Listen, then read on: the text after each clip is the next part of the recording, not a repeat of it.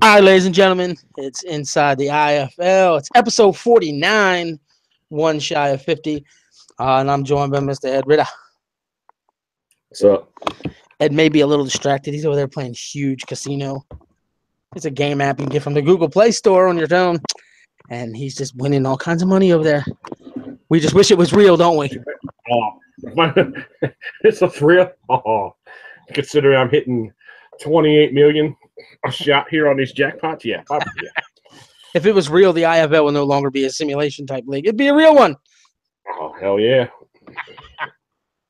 Oh, man. So, I know we're going to have some guys up in the chat. I know I was getting some messages yesterday, even some today. If anyone wants to get on this call, okay, all you got to do is let me know in the chat. Don't message me on Slack. I'm trying to have less windows open. Let me know in chat, and then I know you want to get on. Then I'll jump up on Slack, and I'll send you the link to get you on, and we'll probably bring you on when we get to your particular team, whether it be you own them, coach them, play for them, whatever to get your insight. We're going to try and limit everybody to maybe 3, 4, 5 minutes, so we're not on here forever, because there's a good possibility this show could last 2 hours, because we're trying our best to get through it as quickly as possible so we don't live on these shows, although we get into them and love them. But we've got 8 games to cover because the season begins Friday.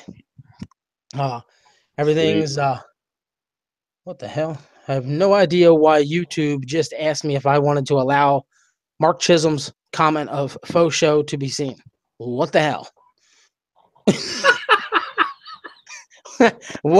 What the hell was that? All he says is faux show, faux show. And it said, do you want to allow this? What the hell? Anyway, that was weird. Faux show's a bad word, huh? I guess. That was the weirdest thing ever. I don't understand that one. Okay. Wow.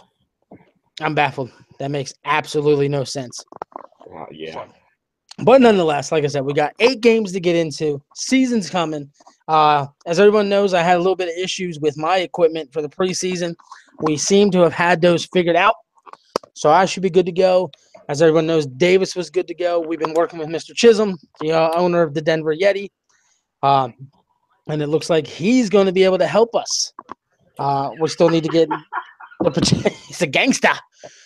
He's a gangster for you, too. Oh, my God. Oh, shit. So we got to get in touch with him to figure out, what game he can and or can't do, if he can even get started this week, and whatever the case may be. So nonetheless, let everybody know this show's going on. If you haven't already, share it. Get us out there on the social media. We make our tweets. Learn to share them. Hit that thumbs up. Get the link out there. Get everyone involved. All right, Ed. We had 8 preseason games. Yep. And I'm going to bring this up right from the door because it's something that's going to come up because someone's going to want to know how you feel personally. And here's how it is. The West Division went 4-0 against the North Division in the preseason. Nice. The East went 3-1 against the South. So the 2 divisions we assumed were going to be the toughest in each conference. West proved to be, and then the East proved to be. But here's where I said the question might come in. Someone's going to approach you, I'm sure, and say that one loss for the East happened to be Boston, who you joined up with this year to go up against Nashville. I'm Nashville. going to say I don't give a flying fuck. Here was my honest take when I thought about this myself. I said, here's a Nashville team who you personally have no clue what they're going to bring to the table. Nothing. They can at least look at what Boston did with Bo and look at what happened in Carolina with you if they decided to put some kind of game plan together to beat you, even though it was preseason. Or did they just put together what they wanted to win? Now, we could ask Maurice Spurgeon, and no matter what answer he gives us, they're still going to be the skeptics, so there's no point in going there. But all in all, despite all that, I do want to give Boston a quick shout-out of finishing 5th in overall defense last week when it comes to the preseason numbers, which I think is a pretty good number to have. So it's just find a little bit of offense, and that's where you can take that pat on the back because who's running the defense? Oh, yeah, you. Yep, it's me. So the offense has got to find a little bit of work. But in any case, Don't know what game you want to get to first. Well, I don't care where you go, just wherever you want. But we're going to get to those games. And I know we have the game of the week posted for everybody. So get your votes in on that. Normally, I would announce during this podcast what the game of the week's going to be. And as I said during the show yesterday on game day or whatever with Alex and Matt, if I can get a microphone to work, set up 100% ready to go, legit, I'll be using that to call whatever the game of the week is. That's my plan. So we still vote on the game of the week. This way we can show our fellow men, our fellow owners, who is it that we quote-unquote respect. And for some reason, I see only 97 people on this channel. So it looks like some people might be missing from this channel. I should figure out who those guys are so they can get their votes in. So, yeah, make sure you guys vote and get that over there. And I don't know if any of you guys have team channels this year because I know some of you've had team channels. Let your team channel know, hey, vote. Get them in. There we go. Oh, we are missing a couple guys. That's something. Remind me, I'm trying to go through these.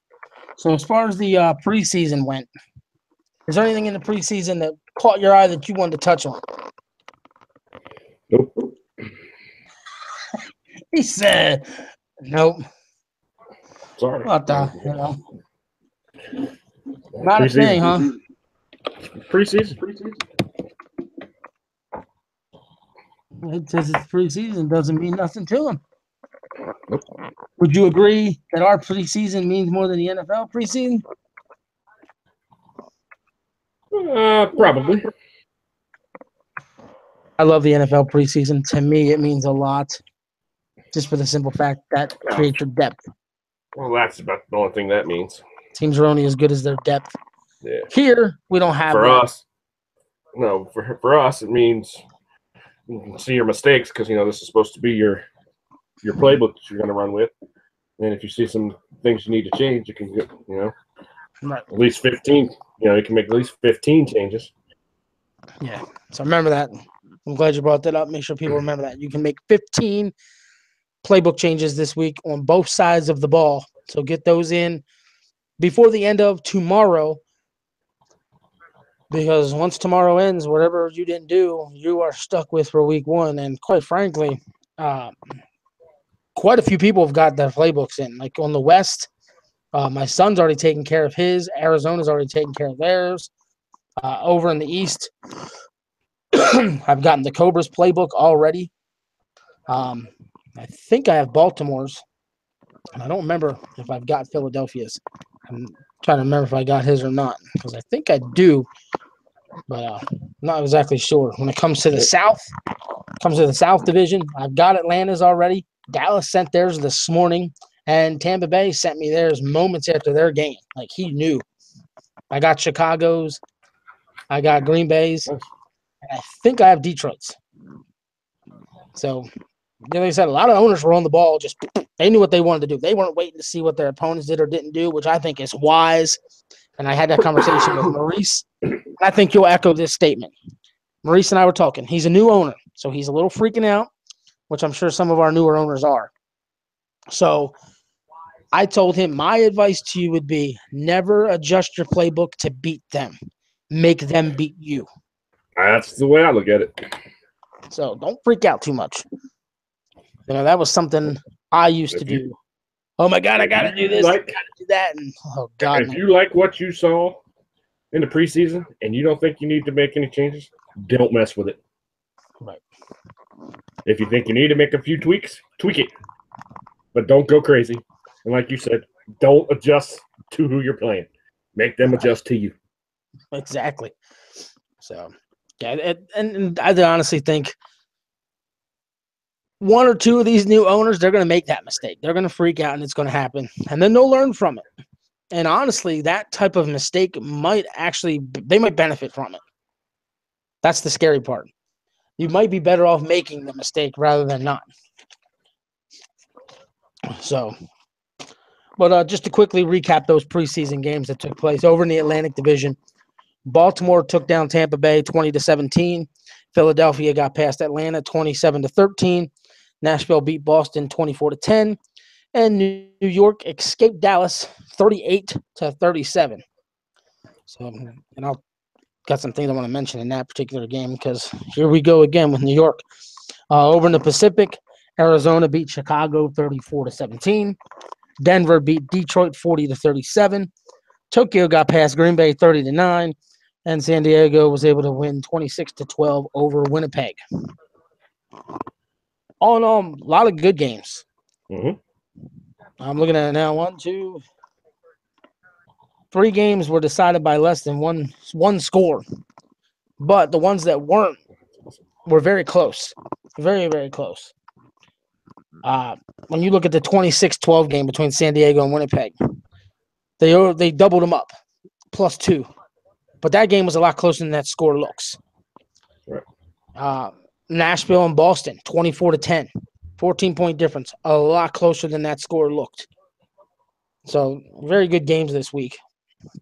Matthew Soper says he'll get his playbook done today or tomorrow. And Mr. My Madge, which is Alex, says he will get his done tonight. So, there we go. Guys are on the ball getting these playbooks in. I think I have Denver's too, by the way. I'm not exactly sure. Just had to throw that out. Tomorrow, right? Due tomorrow before end of day, yes. Now, be aware some games will be recorded, some games will be live. It all depends on my schedule, Davis's schedule. And like I said, when we get Mark Chisholm involved on his particular schedule and what he's doing. When I run a game, they're going to be live. I don't have the capability of uploading because for some reason my load just – so I'm not going to worry about it. You keep telling me it sucks? Yep.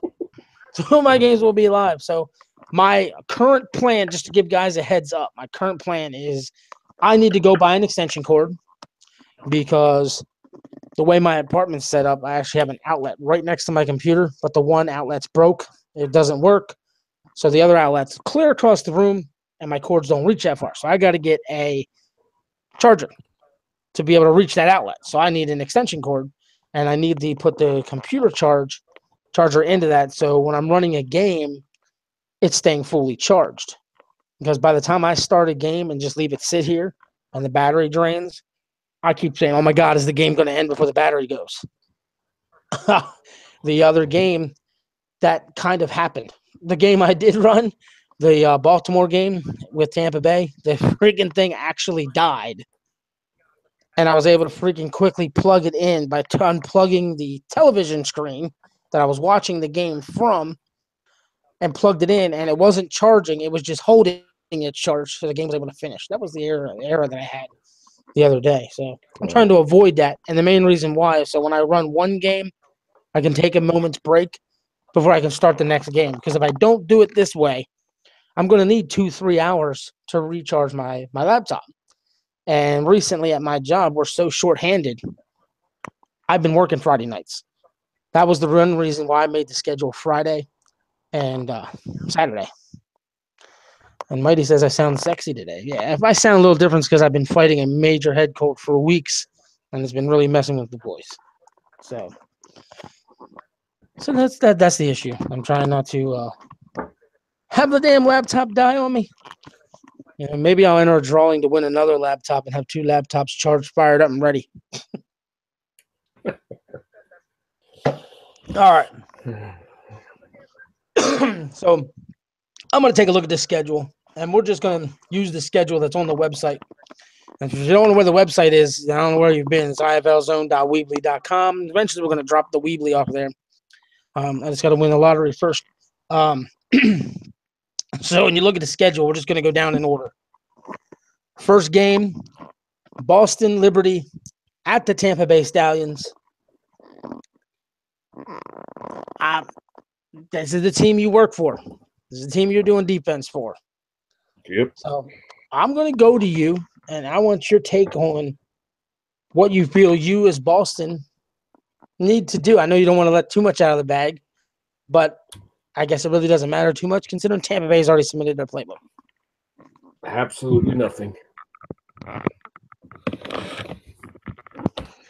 What? You have to do absolutely nothing to win? I have to do absolutely nothing to my playbook. I know that. But to win, just got to get our offense moving a little better. That's all. Yeah. I ain't worried about the defense. Defense is good.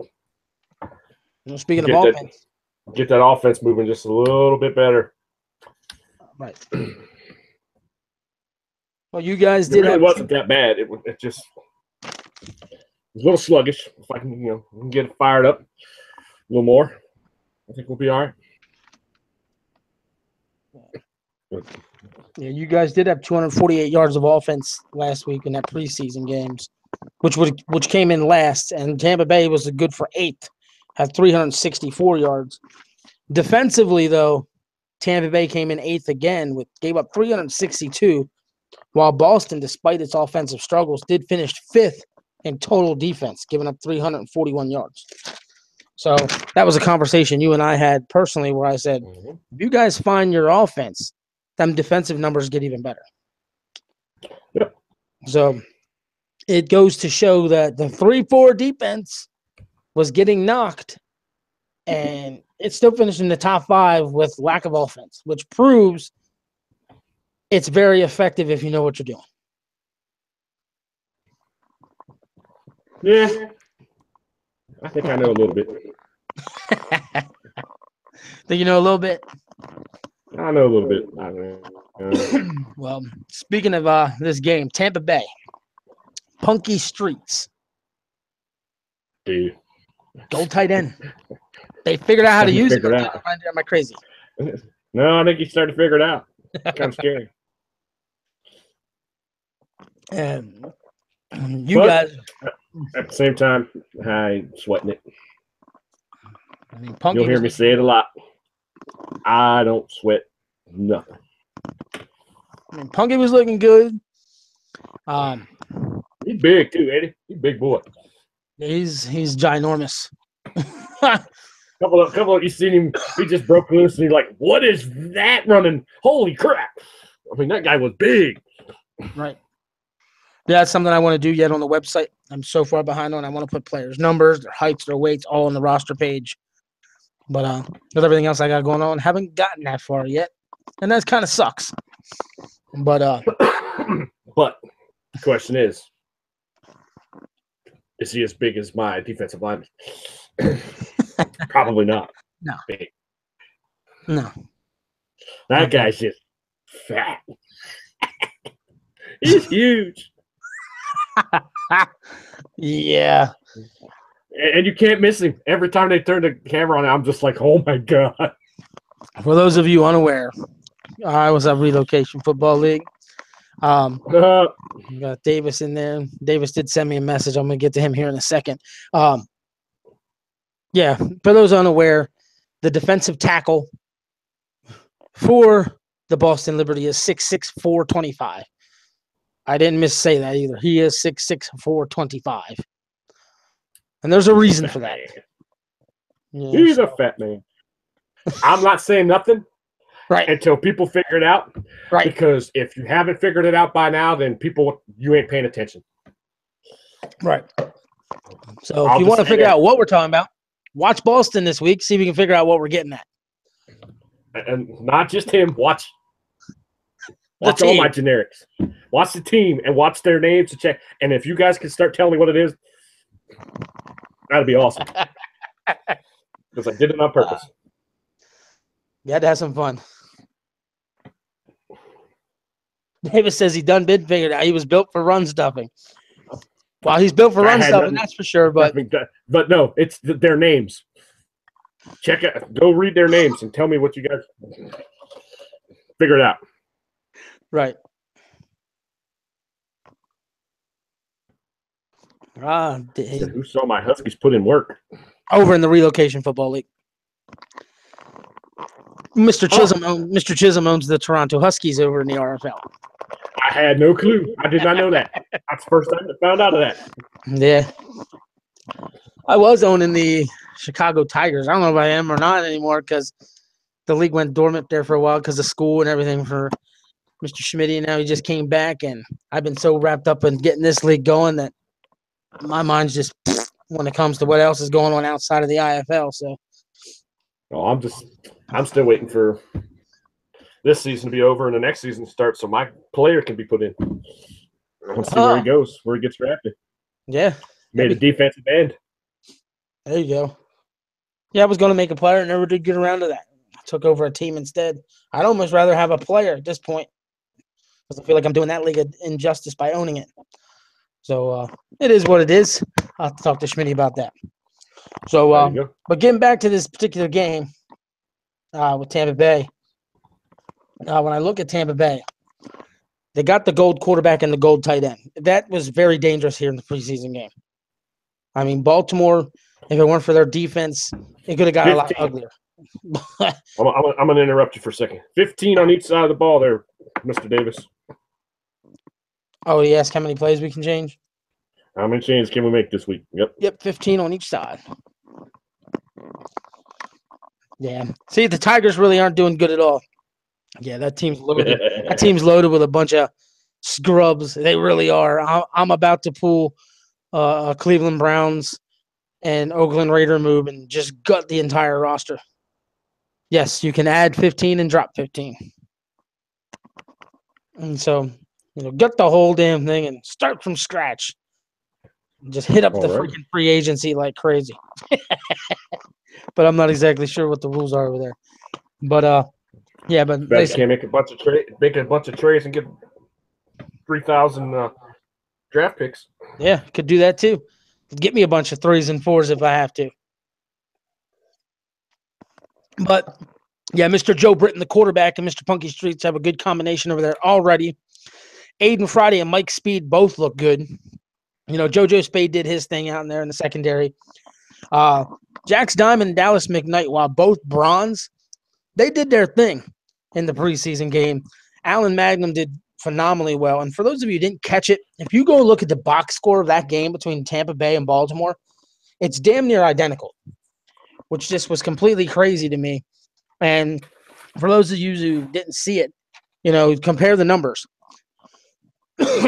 Tampa Bay had 110 rushing yards, gave up 116. Tampa Bay had 254 passing yards, gave up 246. That's crazy. So it's a 6-yard difference and an 8-yard difference from passing to rushing. It was like, wow. The time of possession was only separated by like 90 seconds or something. I'd have to double check it. The turnover ratio was 1 different. So it was a solid game by both teams, and anyone who knows this league, Baltimore's one of the favorites, if not the favorite, to come out of the Atlantic, and Tampa Bay hung with them. Mm-hmm.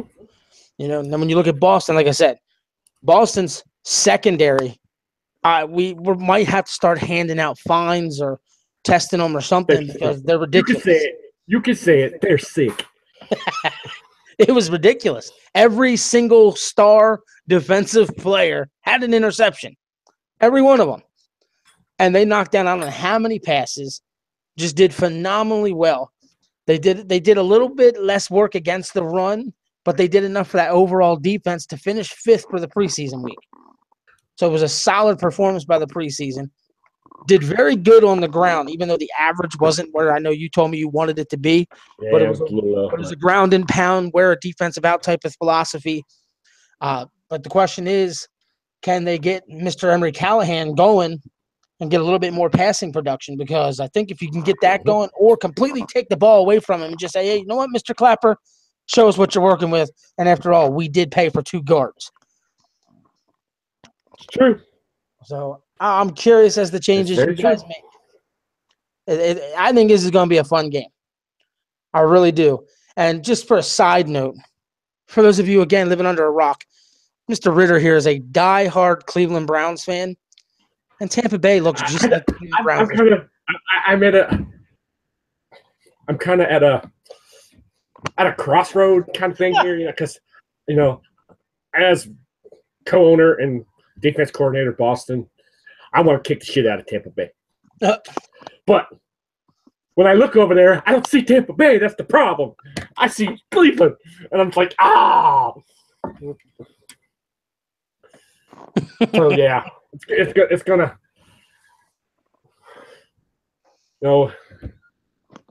When we pull out the victory, it's gonna hurt, but at the same time, I'm gonna say yes. Now, for the sarcastic person, they could say, At least if Tampa Bay wins at least once this season, you can see that style uniform get a W. Hey, the Browns won. That's right. I love it. Oh, hell. That's terrible. That is terrible. Yes, and I we don't need know. to.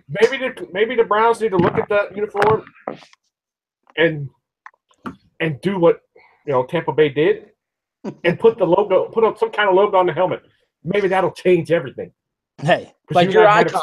Extensive talks about that. Your icon that you're using right now, that bulldog looking face. I've told you 1,000 times. Yep. I wish that was on the helmet. I wish the Browns went with a white helmet. This is what I've always said to you. I wish they went with a white helmet, brown and orange trimming, with that bulldog on the side of the helmet. Big, not very little. Like, I'm a Raiders fan, and you see how the Raiders logo looks. I'm talking big, like double that size. Just engulfs the whole side of the helmet. I just think it would be badass. Because, like I said, you and I have discussed that. We think that if they would change just something here or there, it might change everything. Because, I'm starting to believe what you told me is right. Since we kept everything and kept all the, we were greedy. The Cleveland Browns fans were greedy, and we wanted to have our, our history and our team and this and that. And maybe what you told me is right. The football god said, since you want to be greedy, this is what you get from here on out. So if we change one little thing on the uniform, maybe the football gods go, oh, shit, they're a different team. Could it work? Like I said, when I think of old school Cleveland Browns, I don't think of this Browns. My old school Cleveland Browns are playing in Baltimore right now. That's why I made that statement to you one time. If the gods came down right now and said Jim Brown can be reincarnated in his prime and play for his team, he's going to Baltimore. That was his team. That was his team. He never, ever, ever stepped on the field for the current Browns franchise. It never happened.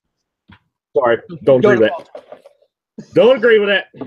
And that's the greed that you were just talking about. As a current Browns fan, you're greedy, and you want to maintain the old Cleveland Browns legacy that does not belong on the current franchise. It belongs with Baltimore.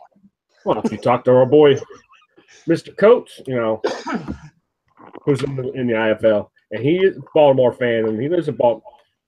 They didn't want nothing to do with our history. They didn't want they did. Yeah, they did it first. They for sure did. Then they, whatever. Now the rivalry's there. Let's get back on the IFL. We're getting off topic here. Yes, as I said, we need to do a podcast this week to talk about, and we're not going to get into it now because I know you're going to get all fired up. He would go to Syracuse, Chisholm, you're a trip. Oh, shit, I don't know what to say to that one. Alrighty. I can't argue with that one. That would be fantastic. As a diehard Syracuse guy, I'd love to see that. But that's hilarious. That's a good one. And yes, we do need to do a podcast where we touch on the NFL and where we can touch on the college playoffs. But I'm not getting on that now. Don't get me started. Because you're going to get all wound up and fired up and this, that, and the other. And like I said, everything that gets you worked up, I shut it right down with other angles, which calls for good conversation. So it would be great. Well, I'll say this real quick before we go back to the IFL. The Big Ten is getting fucked. Yes. And not just because it was a high. Penn State got screwed last year as a Big Ten champion. The Buckeyes got screwed this year as the Big Ten champion. Mm-hmm. It's starting to be a little ridiculous. Boycott and make your own league.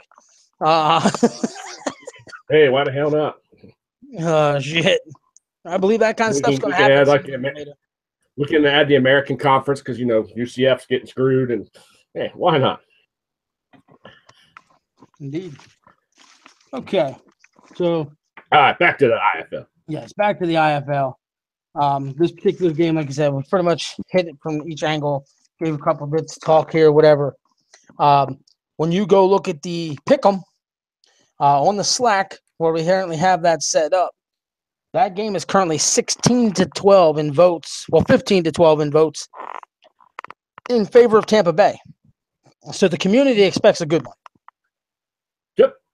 So now, I know Mr. Davis is a part of our staff, and he wanted to get in on this call. So I wanted to run that by you real quick to make sure that you had no issues with that. Let him in there. Can he stay awake long enough to do it, though? Because, since he did say, I'll get in if I'm awake. Is he still tired? I don't know. That's what I'm asking. It's 1 o'clock in the afternoon, and he's not going to be awake. What the hell? That puts in long hours for this league. Okay. All right, here we go. Finding Mr. Davis. Got to pay that over there. Okay. Right. Okay, let me see here. Got a couple other messages that were sent to me. I'm looking at them, see what they were.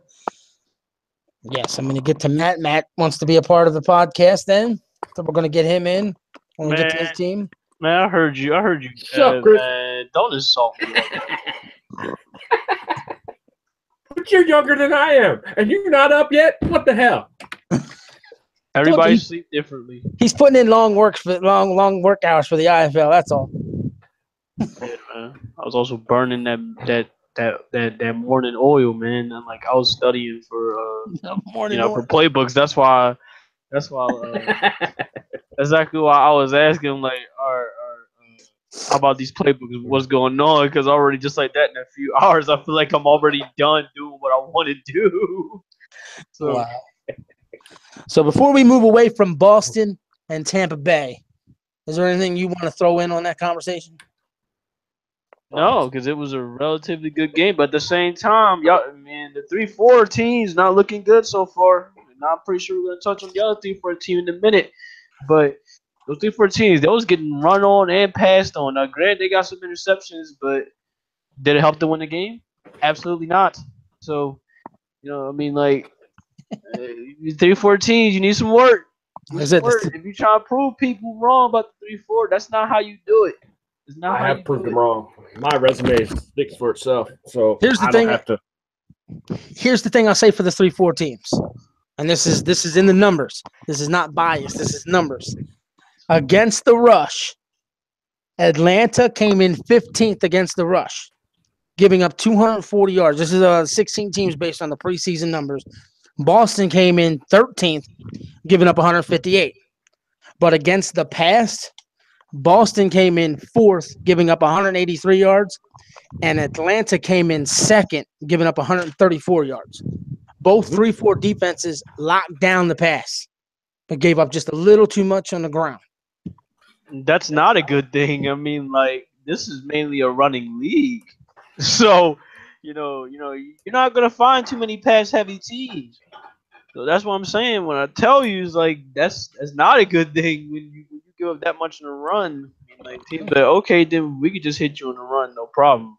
There's more teams in this league, they're scared to pass than they're scared to run. If you watch the Boston game that they hit us on, when they were trying to run up the middle, what'd they do? Nothing. But when they ran on the outside, it was a problem. That outside is what killed them. Yep. And I don't know where the hell my guys were, but they weren't. Which I find quite hard to believe. I'm like, hold up. This man got 3-4 silver, gold linebackers. How the hell are they not shutting down the outside? Right. Yeah, it was weird.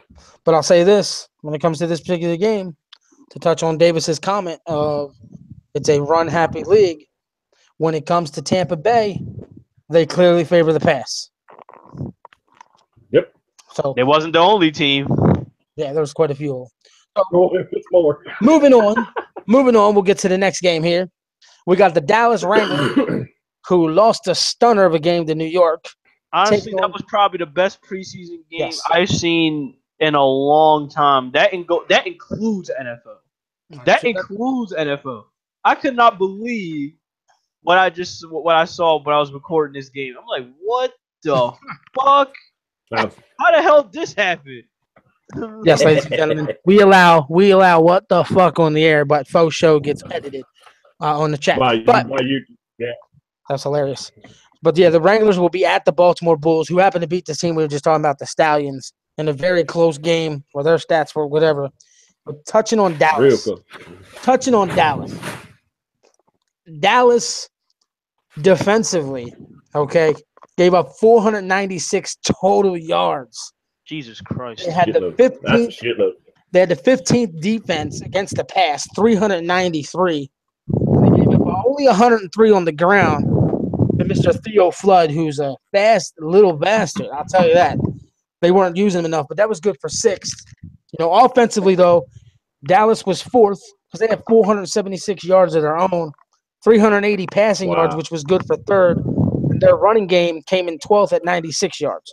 So this is clearly a team that likes to throw the rock. Mm-hmm. So this is another passing team, and we're going up against the Bulls team, who, in my opinion, is more of a balanced type offense. Yep. So all I can say is this. Baltimore, we seen it last year. Baltimore played a lot of games last year where they didn't really blow people out.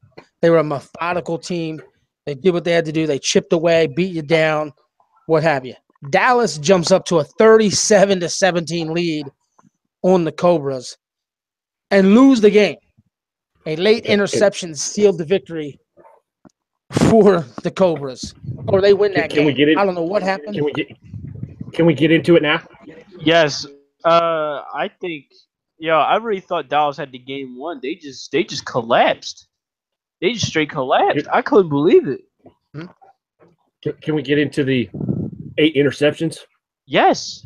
Can we get into telling Taco, don't change it? Yes. Because you see what happened last year.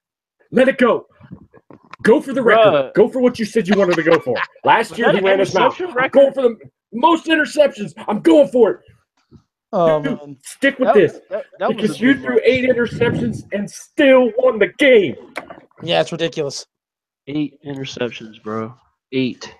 I don't even think I've seen that in the NFL yet. Is that even possible? Really? It's possible to throw 8 total from both teams, meaning from both quarterbacks, but not 8 straight up from one quarterback. And we preach realism. Has anybody ever seen at any level? I don't care if it's even the Pee-wee level, Pee-wee, junior high, high school, college. Has any team ever thrown 8 interceptions in a game and still won? Bro, the quarterback would have gotten benched right after he would have thrown at least 4. He would have gotten benched. Mr. Ramos just joined us. He's in the chat. Yeah, 8 interceptions.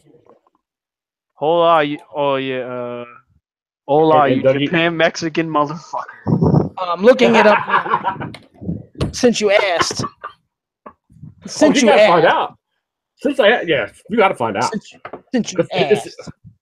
Mr. Jim Hardy played for the Chicago Cardinals.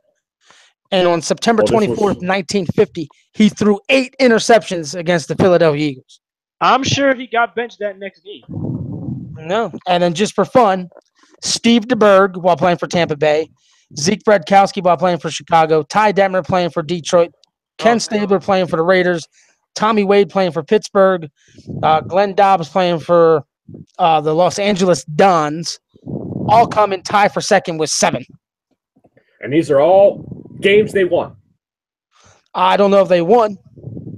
That's what I want to know. I want to know if they threw that many interceptions and still won a game. Well, let me check the box score. Philadelphia won that game 45-7. So no. Okay. I will check the other ones while you guys continue to talk about Dallas and Baltimore. Because Doug and I have talked, about this. Because we already know everybody's going to go, oh my God, 8 interceptions already. Then we're all going to start going, can't do that. And then really can't. We're like, oh God, is it going to be the same thing as last year? He's going to start listening and freak out, tweak things, and then just go straight to hell like you did last year. Well, that's all up to him. The way it is, chuck the rock as much as you want, throw as many interceptions as you want, as long as you keep winning. Right. Because, good Lord. If you can throw 8 interceptions and still win a game, wow, we're love you too, Ramos. I'm sure those Asian people are eating fucking ramen and tacos for dinner. Taco. Ramen. Why ramen? Tacos Oh my God. Trying to speak Japanese. I'm still trying to figure out how he. that is the language barrier, when they're at home. Since he's speaking Spanish, and he's Mexican and he's trying to figure out Japanese. How does that work? Somebody's got to tell me. I don't know. Trying to speak Japanese and Spanish all at the same time. I know damn well that's difficult, but there is possible to be fluent in 2 languages. So they're both saying in their own language, you understand the word coming out of my mouth, and they're looking at each other going, what the hell are you saying? Well, they should. No. He's speaking Mexanese. Mexanese, there you Mexanese. go. Mexanese. Yes, Mexican. For the record, all the quarterbacks in the NFL that threw 7 interceptions, they all lost their games too. Yep. The closest game was when Ty Detmer threw 7 interceptions. The Browns beat Detroit 24-14. They got so lucky. There's my Browns getting a win. Y'all got so lucky. That was the most embarrassing. That's just as embarrassing as what the Browns are going through right now. And that was the most recent game, by the way. That's in the top because that was in 2001. The most recent that I find is Ryan Fitzpatrick threw 6 against the Kansas City Chiefs, September 25th of last season. Wow. So yeah, when the Jets played the Chiefs in that particular game, they lost 24-3. So when you lose 24-3 and throw 6 interceptions, that's not too bad. But in Cobra's case, when you win the game after throwing 8 interceptions, yeah, that's ridiculous. That's kind of scary. That's insanity. Right. It's even more scary because if only Taco could know how to find a way to cut down on the interceptions, his offense is damn near like unstoppable. If he finds a way to cut down the interceptions. Right. So just for sake of argument, he shuts down the interceptions a little bit. Let's just say he cuts that in half. Okay, he gets that to just say 3-4 a game. How dangerous can they become? Well, it's just dangerous to the point where you damn near will have to score on every possession. I mean, we had that conversation last year about him, and it was that conversation I think that scared them. Well, at least Taco, because he was the one running the offense, and he changed things, and then they never were the same team again. I remember us having this conversation last year. We were all saying the same thing. Everybody in the chat, everybody that was, on the show at that time, everybody, he's got to cut down on the interceptions. That's what I'm saying. We said this for like 2 or 3 weeks in a row of shows. Am I alone in this saying? That preseason game where they stole that victory, that reminded me so much of when they stole the victory last season against Tokyo. Yes. They just looked hard. I'm gonna be honest, that's not a good thing because I'm pretty sure we said this last season also, like, yo, if he doesn't cut down his interceptions, it's gonna be one of those games where you're not gonna get that break. I'm telling you, I mean, like this is the IFL. I mean, this is all pro football right here. I mean, like you can only catch so many breaks until you run into that one team that just says like, okay, you're gonna throw 8 interceptions, we're gonna score out of most of those opportunities.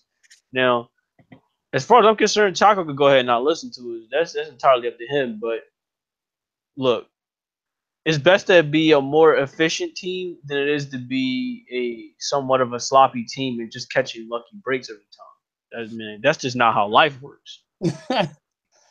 Honestly, that's not. As long as they're winning, I wouldn't touch a thing. But true. As long as they're winning, but when they don't win one of those games, you're gonna be like, well, you can't say that they didn't say this. They want to see what happens. But we could sit on this game forever. So let's go. I'm gonna go to the next game, and I'm just gonna stick with it. I'm gonna do a little leapfrog here. I was gonna go down the list in order, but I'm gonna stick with New York Cobras because they're home against Nashville. So we might as well stick with the Cobra feel right now and finish it all with the game against Nashville. Now, when you saw Nashville play their game, they were able to get the win, 24-10 over Boston. Their running game was non-existent up the middle. Looked good on the outside, which we already said when we mentioned the Boston game. So their defense, that's the one thing I want to say. Their defense completely shut Boston's offense down. But that's Boston's MO.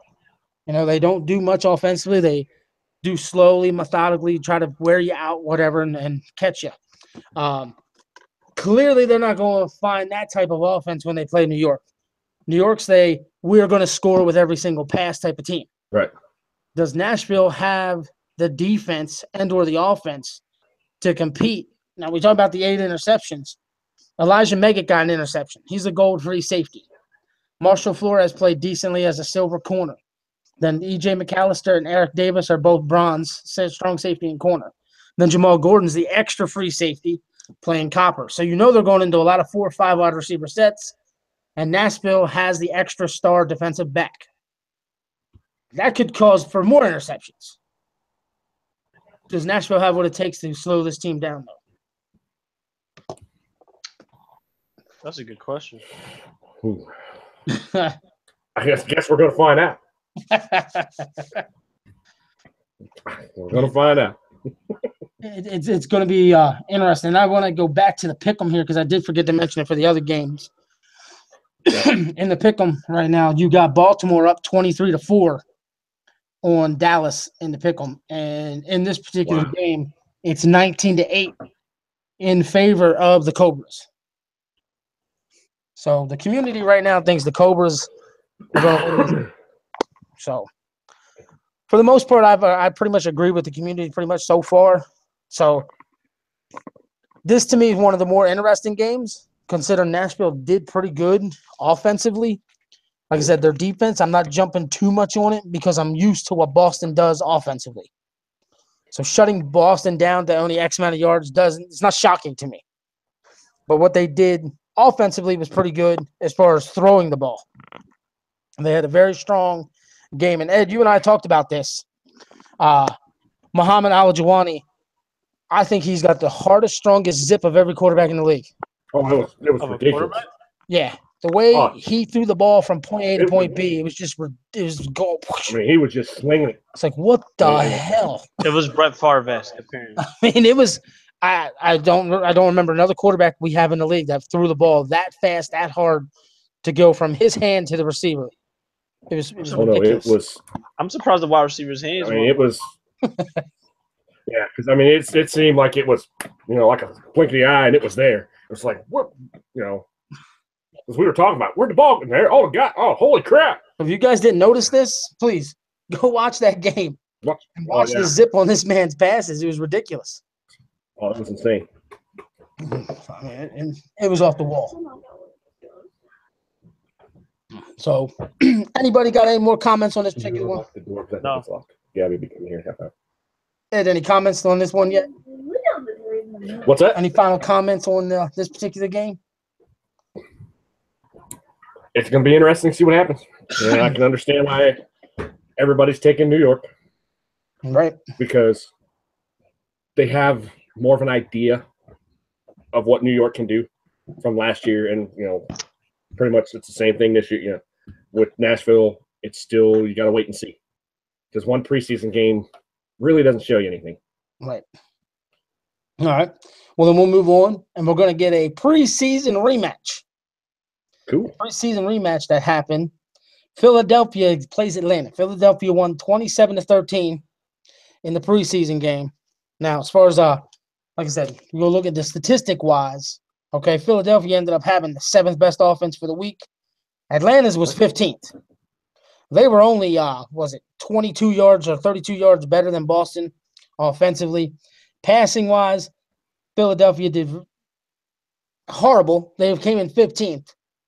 And Atlanta came in 11th. Rushing-wise now, Atlanta was 15th, and Philadelphia came in 2nd.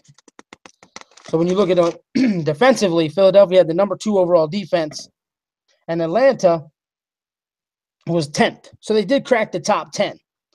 And they were only 12 yards behind Tampa Bay, who was 8th, and only 23 yards behind Arizona, which was 7th. So defensive-wise, it wasn't too bad a number. They had the number 2 pass defense as a result, and their rush defense in Atlanta, like I said, was horrible. They came in 15th. So I look at it this way for this game. Philadelphia, who we saw last year, had an MO, and we all agreed with it. They need to just stick with their MO, make a team beat them. We got Davis on there, so I know he's going to touch on it.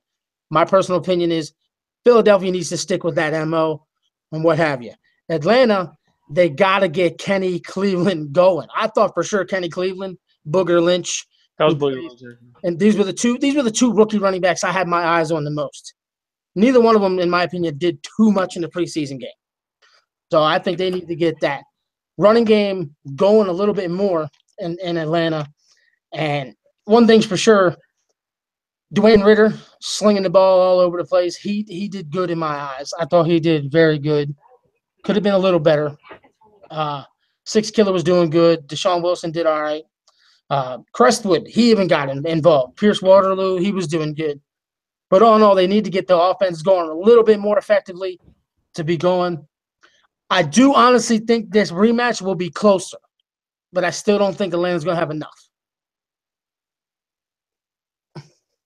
I'm done. Not unless they get that running game going. I'll let you go ahead, Ed. I'll probably go last. They got to get their running game going because you can't have, I'm a little biased because I know what that quarterback can do, and but you can't have it one dimension. You can't.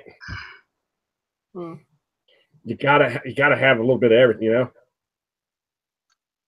You can't just go because once you start getting into one dimension, then people can figure stuff out. So you got to try to get that other thing going, or otherwise people say, "Oh, Ritter's going to throw it all day long. We don't have to worry about the run." Then what? Then you're screwed. It's just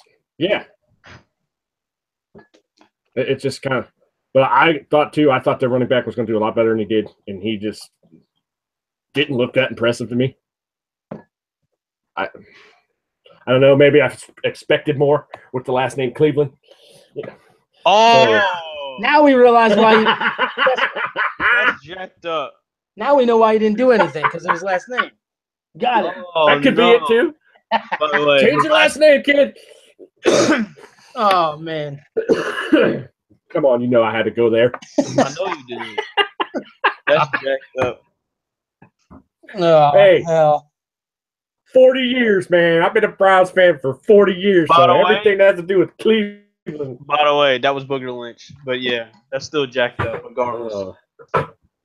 Oh, crap. By the way, Ed, you said 40 years you've been a fan of Cleveland. Hopefully by next season you'll finally hit the 50-win mark. Jeez. At the very least, with the Cleveland Indians. I mean, you probably got a better shot with them. That's a whole different topic. Oh. Sure. But to go on with this game, I mean, like, it was like y'all said, that was one big issue with the flight was the same as last year. It was just the passing. I mean, for me in this case, that's kind of unacceptable regarding how I'm going with 4 wide receivers. But other than that, that will be the same MO. Don't get me wrong. Don't think there's a reason why I kept that running back at gold. He's still gonna be the main part of the offense. It's just a matter of how to use him differently than how it was last year. And I have ways of making this running back work. So yeah, the passing it is gonna improve, but it's still gonna be the same MO. Don't get me wrong. Now the defense. I'm pretty sure I said this a few days ago when the preseason game happened was like, yo, this defense literally did not give up a touchdown. They didn't give up an offensive touchdown. The only thing they held them to was field goals. So just from that alone, I can tell I don't need to do a whole lot outside of just, apparently Atlanta, they want to keep on doing swing passes, then that's the result you're going to get. I mean, that's not actually testing my defense in this case. In my defense, they have no problem being tested, apparently, because it's like most of the time when you threw over the mid and or deep, it's just, you'll be lucky to get a completion. So, as far as I'm concerned, let's hope Atlanta can make those adjustments because if they don't, then this is going to be the exact same result as it was in this preseason game. Now, I am going to expect a better challenge come this game. I will say the passing does need a lot of work, though. I mean, that was 3-4 interceptions that game, so that's gonna get cleaned up. Yeah. There you go. Nice. It's gonna but yeah, Atlanta definitely got to make some changes. Definitely, like y'all said, too, held the running back to under 100 yards and just. What pissed me off more than that, though, with that game is how many near interceptions that quarterback could have had. Now, he had like one or two. He could have had the same amount as Kincaid did. Like, literally, if I had to say the best interception I saw was the one-handed interception, but it could have been before that. So, the decision-making for the Atlanta quarterback has to get better or it's going to be the same result. That's pretty much the best way I'm going to have to put it. Granted, it sounds like an asshole saying it, but, it is how it is. Right. Yeah, I'm trying to see if we have any more comments coming in, but we don't. I have to check that now.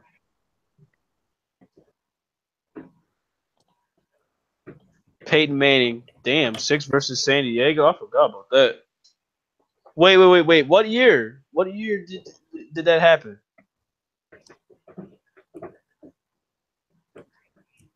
What year did Peyton Manning throw 6 interceptions against the San Diego Chargers?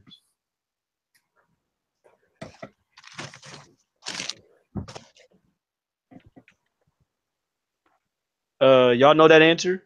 Doug? No, I don't. I can't remember what. I heard honestly don't remember him ever. Peyton Manning threw Ramos when we were talking about quarterbacks throwing, crap load of interceptions during the game. He said Peyton Manning threw 6 versus San Diego. Oh, that was in 2007. Oh, okay. There you go. Yes. 2007, he threw 6. Oh, that's like to go into the next game. So, all right. Since we like talking about scores and stuff for that particular game. Okay. San Diego won that game 23-21. How ironic is that? Oh, well. You get 6 interceptions and can only win by 2. That's sad. That ain't good. No. So the win took them to 5-4. The loss took Indianapolis to 7-2. So you can tell they were a much better team. All right, so now where are we at here? Guess we're ready to go on to the next game. Yeah, I'm looking at it now. Making sure I had it right. And I'm double checking. Let us know how the pick'em's going for this game. Yes, the pick'em for this particular game is let's see. It is 18-9 in favor of Philadelphia. Okay. So I mean that there pretty much covers the Atlantic. Pretty much covers the Atlantic division. And I see 4 interesting games. No BS. I think all 4 games could be very, very interesting. I think Dallas played extremely well, like I said. Baltimore wasn't explosive, so we'll see. I think Boston will be better this week. Tampa Bay's doing their thing with the tight end. Like I said, I think the Rhinos will make some changes to at least make it a little bit a better game. But I still think they have some work to do.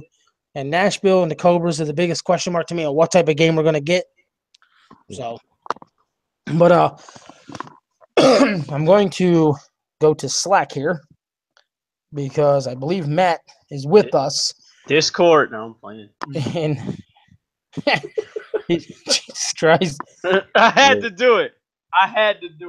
And so I'm going to send Matt the link to get in on here because we're going to discuss his team next. So we'll get him in here on the call. You gave me no choice. But the game is Green Bay Grizzlies at the Winnipeg Crusaders. You gave me no choice. Gave him no choice but to talk about this. While we wait for him to get that, if he even is still here to get it. Winnipeg came up short 26-12 against San Diego, and Green Bay got beat 30-9 against Tokyo. So these are 2 teams that had 2 of the 3 lowest scoring outputs of the week. Clearly, both teams need to find some offense. Clearly, somebody's going to get the W. Well, Green Bay's in trouble. You think so? They put all their stock into defense. They're in trouble. Yeah, they did load up on the defense. And I had this conversation. I don't know if it was with you or someone else. But I did say in this league, if you don't have offense, you can't win, no matter how good your defense is. And I discussed that. We were talking. Yep. Right. And by the way, Green Bay's the one who's got Mr. Kenny Cleveland. That's right. Still, he didn't do nothing. Shad Power, the quarterback, Right. he's got to step his game up. He did nothing. Nothing. What the hell was that? That's funny. Okay. Yeah, like I said, I don't know if Matt's Yeah. around to get the message or what. So it was sent to him. We'll see. Yeah. But like we discussed, Go ahead, Ed. I want you when we were talking off air, Green Bay was when we looked at their break, we broke their team down, and we looked at it. We're like, they could be in some serious trouble here. Major. Because we saw what happens when Boston, when they went and no offense. Marcus got us going towards the end of the year, yeah. But by then, could have been a little too late. But this being a new owner, new team, I think it's gonna be a long season. Hey everyone. And there we got Mr. Matt, Matt? the owner of the Winnipeg Crusaders. Yep. And so, Matt, before we ask you about this particular game, I want to get your thoughts on coming up short 26-12 against San Diego.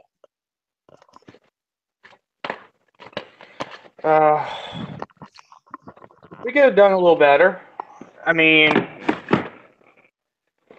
we tried. I tried. But I'm actually surprised I got more points than Green Bay. We had the lowest point turnout. But frankly, it's just a preseason game, so it's not going to affect too much. I know what we got to improve on, so we just go from here. Good attitude to have. Yeah.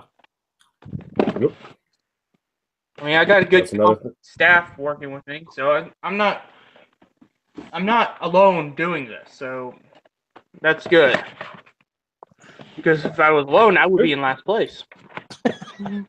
That's no comment. Admit that. You have a little more confidence in that. But anyway, I haven't seen all the games. I have the Green Bay Tokyo Kasune game. Sorry about that. Yeah, I was trying to clean it. I was trying to straighten up DVDs and such, and my cat knocked over stuff. The cat knocked over my anime. What the hell?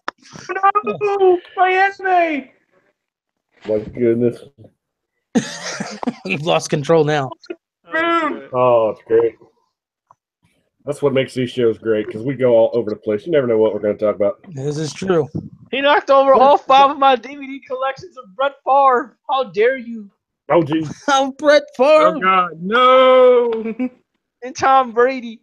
I don't care about Tom. And Tom Brady? Wow. Honestly, I don't care about Tom Brady. You said his name wrong. It's Tom Brady asterisk.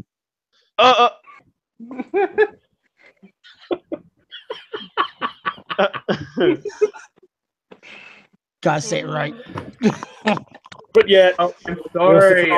Sorry. But yet, how many people out there say, "Oh, he's the GOAT. He's the greatest of all time." No, he's not. Really, he's not. I just can't. But I can't do it. He's so hard to beat. Just can't beat him. He's so hard. Especially when he's on fire. There's, maybe the reason he's hard to beat because he cheats. Oh, did I go there? No. I know the reason why how he wins. He has God mode on. God. He's a cheater. Whoa. God mode. Is that a possibility? Not even sure what to say. Honestly, I don't know. He's God playing men.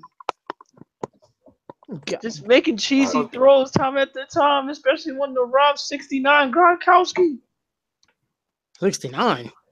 The hell?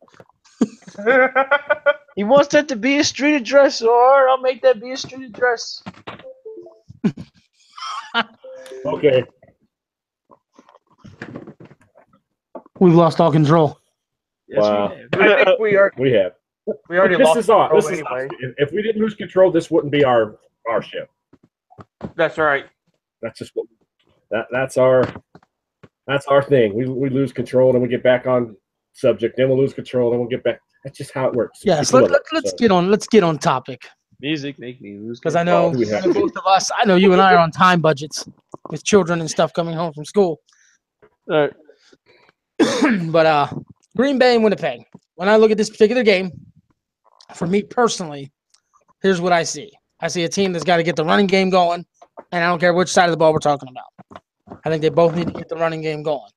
I think Green Bay's got to really work with Justice Williams, Willie Blackheart, Josh Smith, their trio of gold defensive players. They need to do anything and everything they can in their power to disrupt Jonathan Williams from throwing the football, shut down Herschel Mann, the running back, who didn't do too much. David Yanez Sr., the gold strong safety for Winnipeg, has got to sit out there and force the silver quarterback in Shad Power to throw the ball wherever he's at by sitting there like a decoy so he can just eat things up. He's also going to come up and stop the running game. Kevon Wright, that silver defensive end. I would like to see him get some more pressure this week for Winnipeg. He could be the X factor in this game, the defensive lineman. Really? Yes. If they know how to use it correctly. Right. Dun, dun, dun. Thriller. I'm sorry, but hey, look. Oh my God. There's only two teams that I know how to use defensive lineman correctly. The rest right now is questionable right now. Only two teams in this league that know how to use it. That's Baltimore and that's New York. Well, I'm still questionable in New York because even after that 6-sack game, I don't think have they used Danger Moon all that well? Like maybe that's just me. But yeah, till then, yeah. I like to see what they can do with the defensive linemen since you say that's going to be the key of the game. It's going to be huge, I think.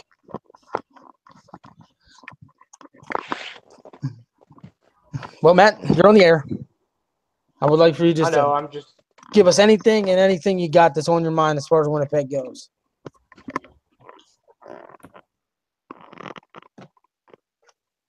Honestly, I think it's going to be a fun season. I mean, it's going to be interesting to see how our team will compete against the defending champions, Tokyo, the team that beat us, San Diego, and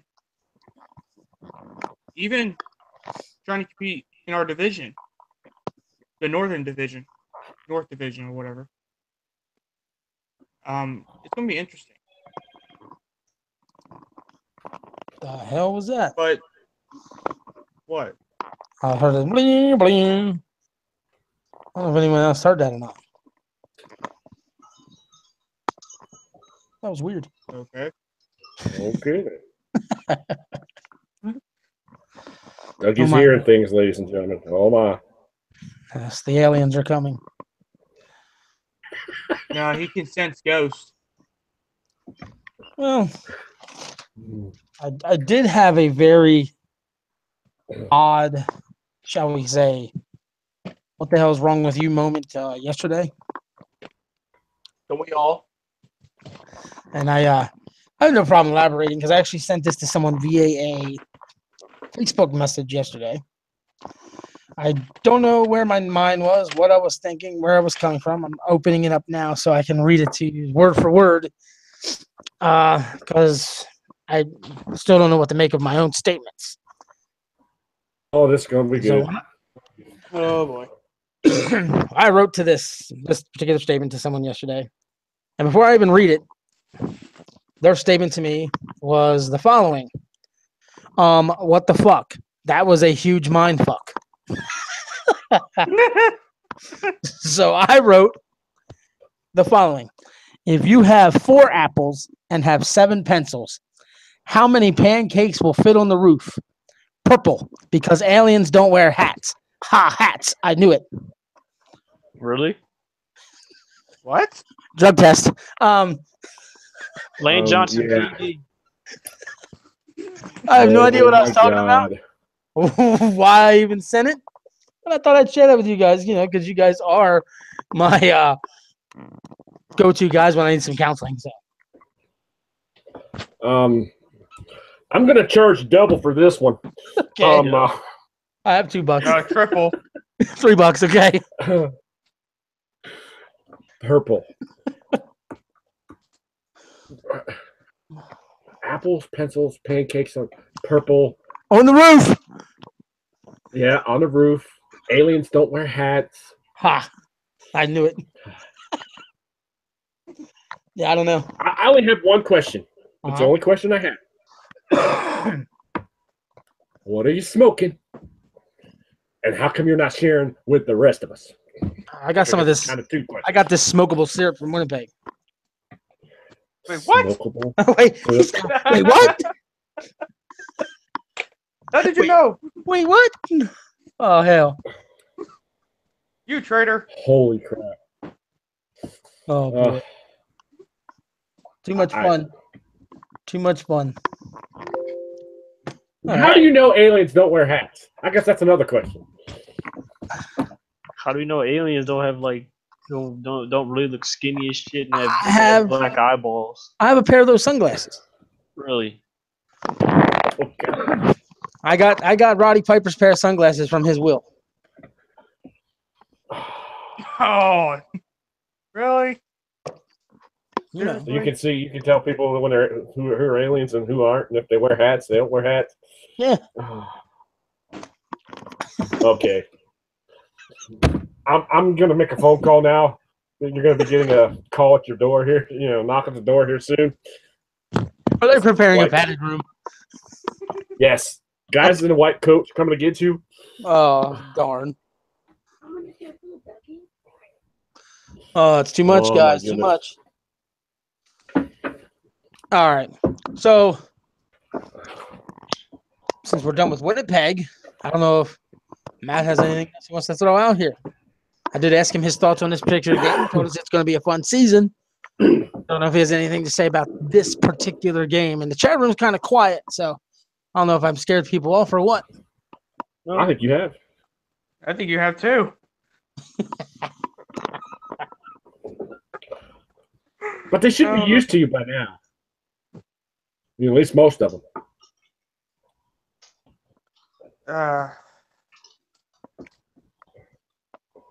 Wow. What did I get myself into? I don't know. I'm still running the whole scenario through my head. Apples, pencils, pancakes on the roof, and purple. Just blame the cat. And where did the cat come in? What? Just blame the cat. Don't blame my cat. Okay. Next game. Next thing you know, you're gonna be talking about your, the square wheels and. I'll be talking about how doggies eat applesauce to save the ozone layer. But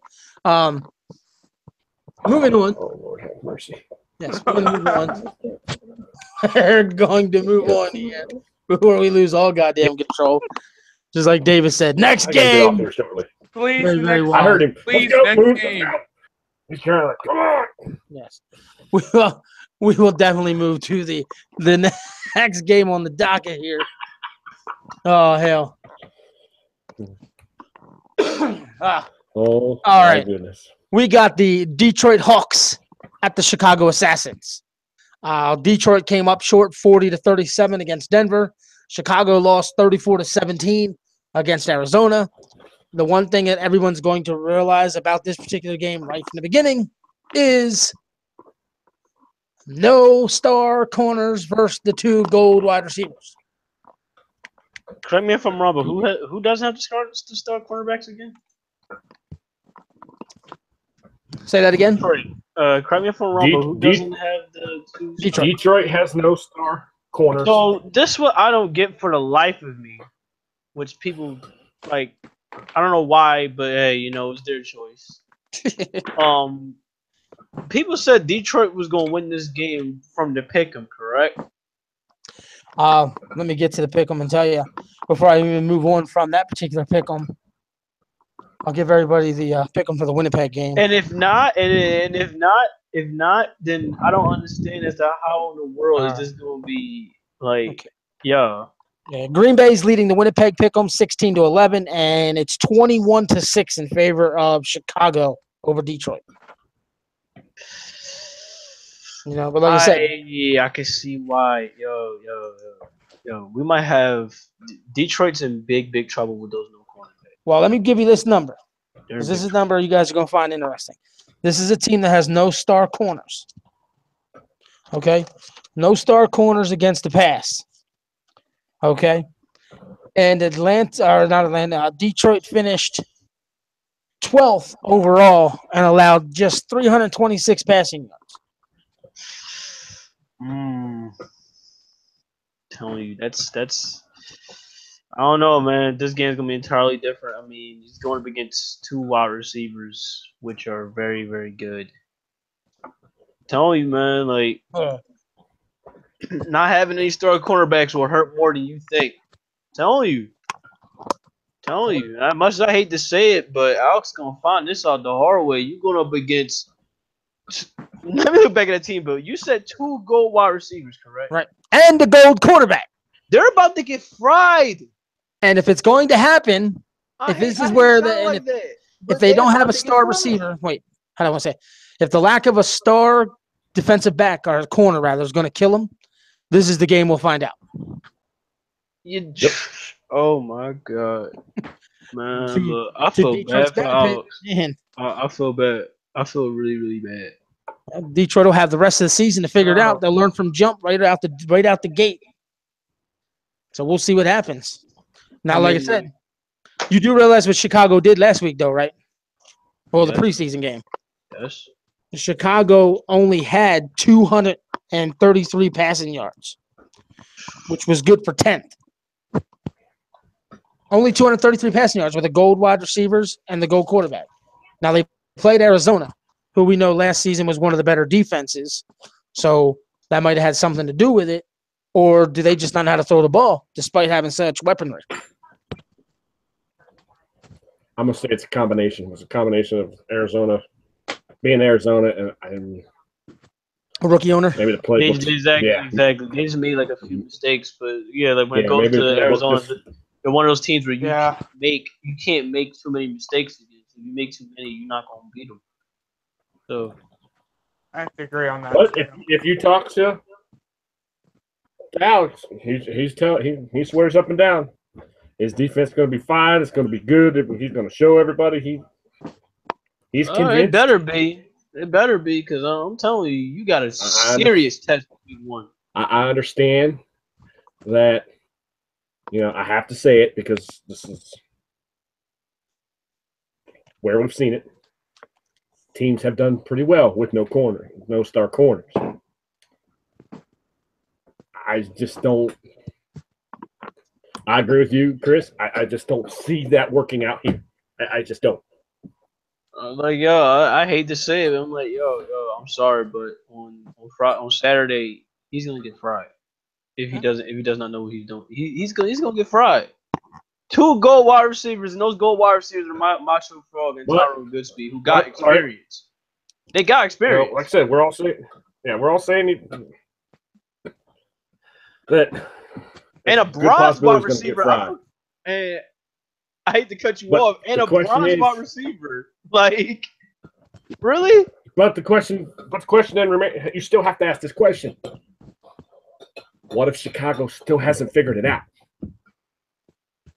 That's a good question, it is. They kind of got it was a lackluster performance against Arizona, which we're saying it could be 50-50 Arizona and the play. What if they still haven't figured out the playbook? Well, I'm pretty sure with their playbook, it's not going to be that hard to figure out. I'll say that right now. I mean, they can pretty much do whatever they want with that playbook. They have the weapons necessary to make that work. They can throw short, medium, or deep on you, but they should know deep I can tell passes you right don't now, if that's necessarily work. Right. If Chicago was my team, I had a gold quarterback and 2 gold wide receivers, I am chucking the ball all day. That's what I'm saying. Like, especially against a team with no corners. Oh, I'm chucking it. Chucking it. I'm sorry. I'm like said, I'm putting in less. We can go deep. You can dink and dunk down the field if you want. Use them gold wide receivers to your advantage. Throw it to them, let them catch every damn thing, and just move it down the field. That's what I'm saying, man. It's like, whew, like, I hope Alex knows what he's doing. I hope he knows what he's doing, because this game is like, whew, it is not looking good. And this is the one that Alex has been talking about all off season. We're gonna find out. Just, this was our rivalry. This is it. This is our team. Well, you got them first week, so you're gonna find out just how good that rivalry is going to be or not be. Yep. Just about. I mean, like, you can't put it any better than that. You really can't put it any better than that. I mean, like, if this game, which, like I said, I really hate sounding like a dick here, but it's like, this, I mean, like, it is how it is. I mean, like, I'm not trying to, like, I don't really want to downplay the owner right now, but it's like, like, how often do you really see owners come in with no cornerbacks and succeed? That's the equivalent of not having any wide receivers. That's the equivalent of not having any running backs in this league. Not having no tier running backs. That's how important it is to have at least a bronze tier at a certain position. You got to be able to thrive at a certain position, and when you don't have that, you're gonna suffer for it. The game will make you pay for it. So, I mean, like, if shown time and time again, I mean, like, you clear as day, and we all know this. A gold wide receiver against a generic. Come on now. Come on. A gold cornerback can hardly keep up with a gold wide receiver as it is, and you expect a generic to do that? He about to get fried. I'm telling you. We all know. It's gonna be the equivalent of having. You go ahead. We all been playing this game long enough, and we've all been doing our research, and we all know what they say, that if you have a gold corner and a gold wide receiver, it's nervous and won't throw it. And we saw it last year in certain situations with New York, because New York had Drew Ritter at gold, and they hardly threw it to him because teams had gold corners, but they threw it to the silver. This case is totally different now because, like Chris said, they're both generic. That AI ain't going to be afraid to say, "Oh, look at that! Whoop, that's there it is." What I'm saying. Pass. Pass. That AI gonna be like, "Fuck that! I'm gunslinging this shit." I mean, like, Let me ask you guys the question. Give you a prediction. Win or lose, don't matter. How many yards passing will Chicago have? 300. At least. Possibly more than that. 300. There's no way. If they don't get the 300 passing yards, I will actually be quite surprised. It's going to be 300. I don't care how they do it. It's going to be 300. Oh. I don't care. They do it. Here's the one thing that we do lose, talking about Detroit secondary. 2 generic corners, a silver strong safety, and a copper free safety. That left side of the field is going to get burned. I'm telling you. That left side of the field, that goal wide receiver is going to field that. I'll be like, okay, you got the silver strong safety. I'll give him that. He's going to at least help out somewhat on the right side to the middle of the field. But that left side of the field is hunting season for that goal wide receiver. Can you get your for me? Yeah. Okay. Yeah. You're wearing my sweater. It's going to be fun. But let's I know. talk some positive. I'll tell you right now. Well, let's say this too. If you're Chicago, and we're probably all going to say the same thing, this is what you do. You run, you run, and then you go, oh, by the way, when you're when the safeties come up to stop the run, pass. Exactly. Well, let's talk positives. If you could get the AI to do it right, get those or get them safeties to come up to help with that, and then when they're not expecting it, you're going over top and you're going pass, and you're going to light it up. Well, I'm going to touch on some positives for Detroit. Go ahead. Jack Dar, their gold outside linebacker, was all over the place. Oh, he was everywhere. Everywhere. He's a huge bright spot. How effective will he be against 4 or 5 wide receiver sets remains to be seen. For me personally, I'd like to have seen them get Johnny Frost a little more involved. I think he has the build for it. He is a silver. I think the combination of him and Northrop together works. Oh, wait, we know it works. Philadelphia showed us that last season. So I just think if I'm Detroit, I'm pounding the ball. And by pounding the ball, I'm keeping their offense off the field. I'm eating clock. That's the best thing. That's the best thing. That's the best thing they can do is just play time possession and just try their best to limit the score, because it's like they get the ball back. You pretty much gotta have damn near guaranteeing that they're going to get either 3 points or 7. Right. They got to have 9, 10, 11 play drives constantly. Exactly. And eat that clock and don't. Yep. Because Exactly. otherwise, they got to keep the ball in their hands. Yeah, because if you give Chicago, it could be ugly. All right. I think we pretty much covered that game pretty good. Yeah, but that's just what we believe because of what we've seen and what we've witnessed. It could be a complete opposite. Chicago could come out there and just look absolutely terrible, and Detroit could look like the greatest thing ever. Right. Now we're going to get to the West Division. And ironically enough, these two games that are left are the closest when it comes to the pick'em. So the first one is the Denver Yeti at the San Diego Bulldogs. And per the pick'em, the Yeti lead 14-13.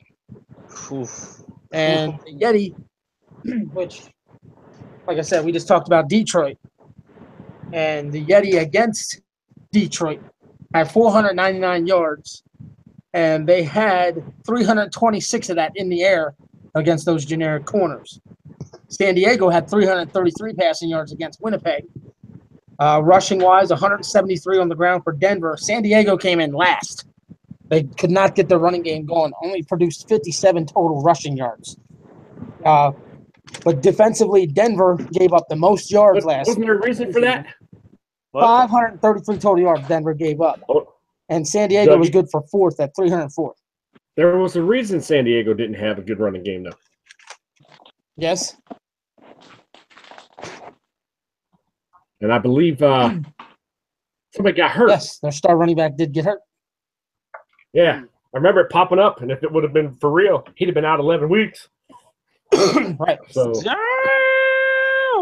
which I will say, it's still something I want to try and figure out. But at the same time, I'm afraid I don't want our human people to get bored if their player is injured. But I would love to create that human element. Right. That injuries matter. Yeah, because I can believe that when it popped up. See, he's 11 weeks. That's oh my goodness. So you look at this game. Here's the first thing that stands out for me.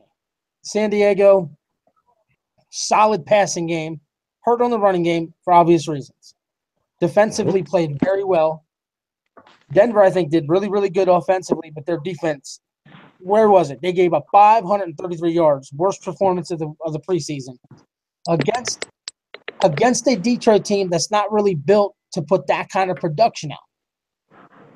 Does that mean bad things for Denver?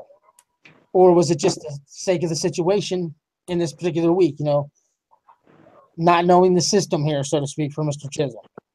He's used to things one way. It's different here. So while he's got experience, he's a rookie here. He's got to get his feet wet.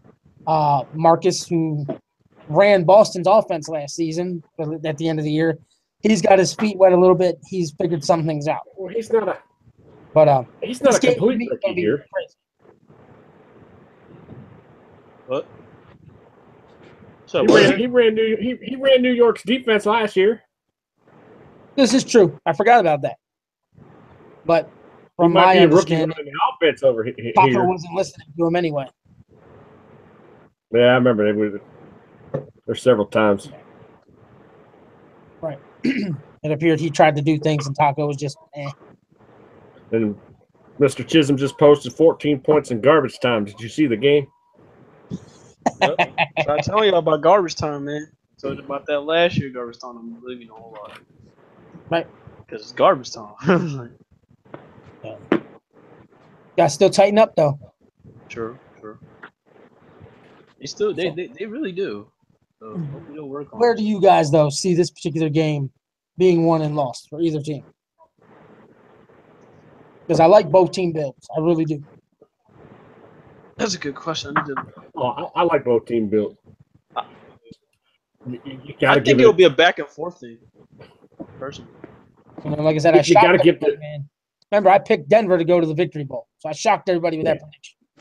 You got to give the edge to Chisholm because he's got far more experience. Exactly, he's got the experience, at this but game hey, than Mark. hey, as far as we're concerned, man, the experience might not mean anything if San Diego comes in and upsets to Denver. I mean, it's like you said, that could happen. You come in there upset, and you can just say, "Yeah, so much for," you know.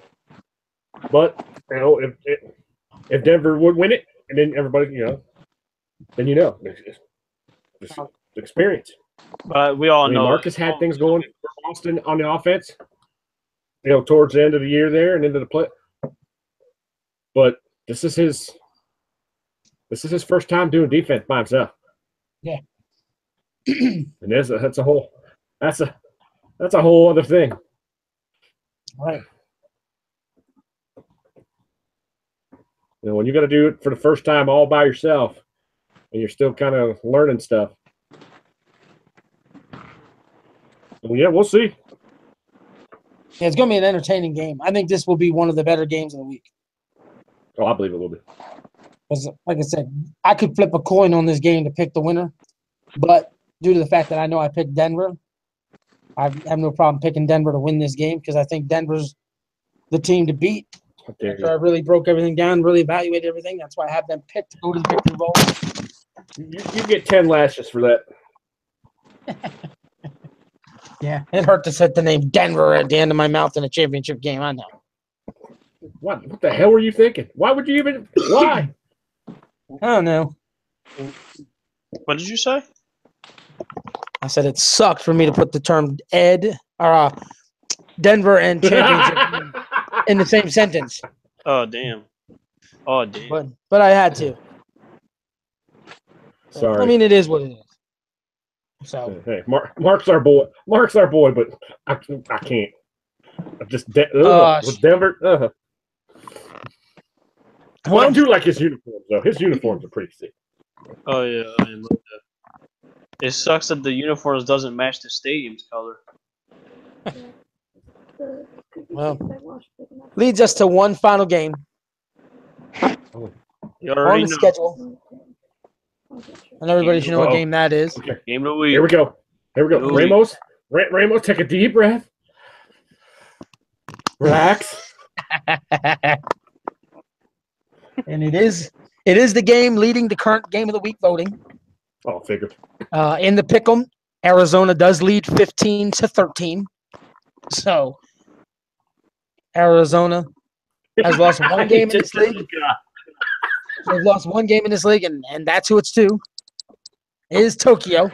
So we're going to touch on the preseason game here real quick for both these teams. Take a deep breath and then just drink some tequila, chill out, relax. Well, Tokyo beat Green Bay 30-9, and Arizona was able to beat Chicago 34-17.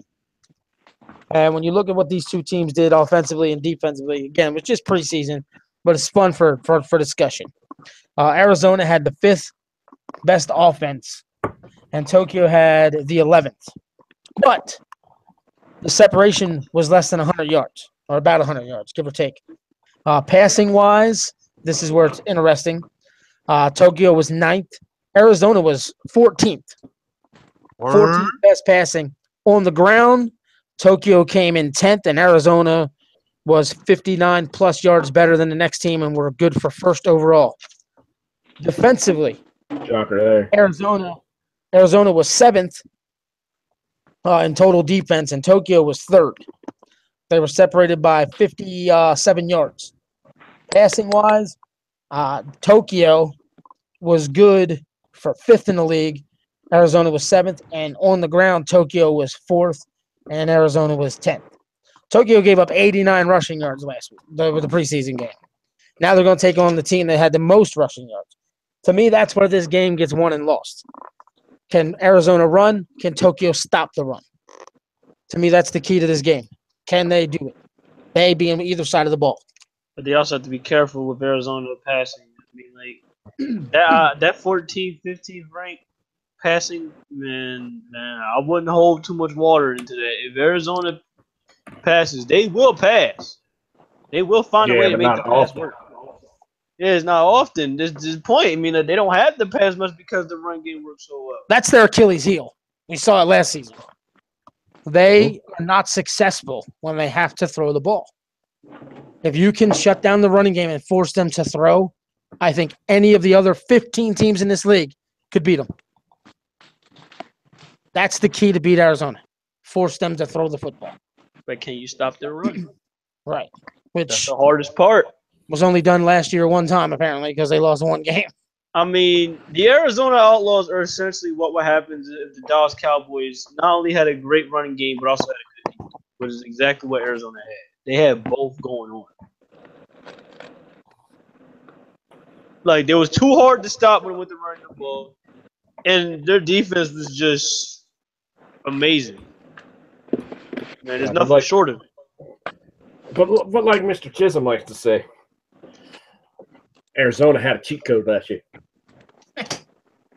But at the same time, it's like that running back that brought in, I mean, like, he doesn't have to do exactly what that cheat code did, but he could do a lot of the similar plays that he did. He could do similar work.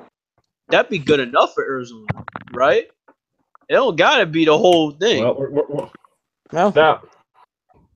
they did have the number one rush offense. That's what I'm saying. This running backs. It's a 14-game season, and is this running back as durable as the guy that retired? Right. But even when the guy that retired, like he only got hurt for what, 1 game, 2 games? So when he was actually healthy, it was a different story. Yeah, these are two different. They're two different. Two different people. Two different. So we're gonna see how this guy does over the long haul, not just one game. It's not a sprint; it's a marathon. So is he capable of pulling? Which is going to be interesting to see. Good luck to that Western Division. You got a handful on your hands. It's not even just Arizona. You got to deal with Tokyo too. Sheesh. I mean, Ramos. I mean, like, I understand he's a little bit fearful and he got every right to be, but at the same time, I think I told him this too. I said, "Yo, my man, you got 2 gold cornerbacks. You're gonna be shutting down the pass. The only thing you got to worry about is shutting down the run." That was a good decision, really, with him going 2 cornerbacks.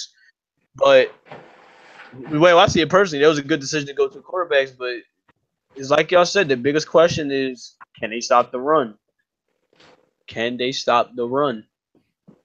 I mean, there's some defenses in this league that was built to actually try and stop the run.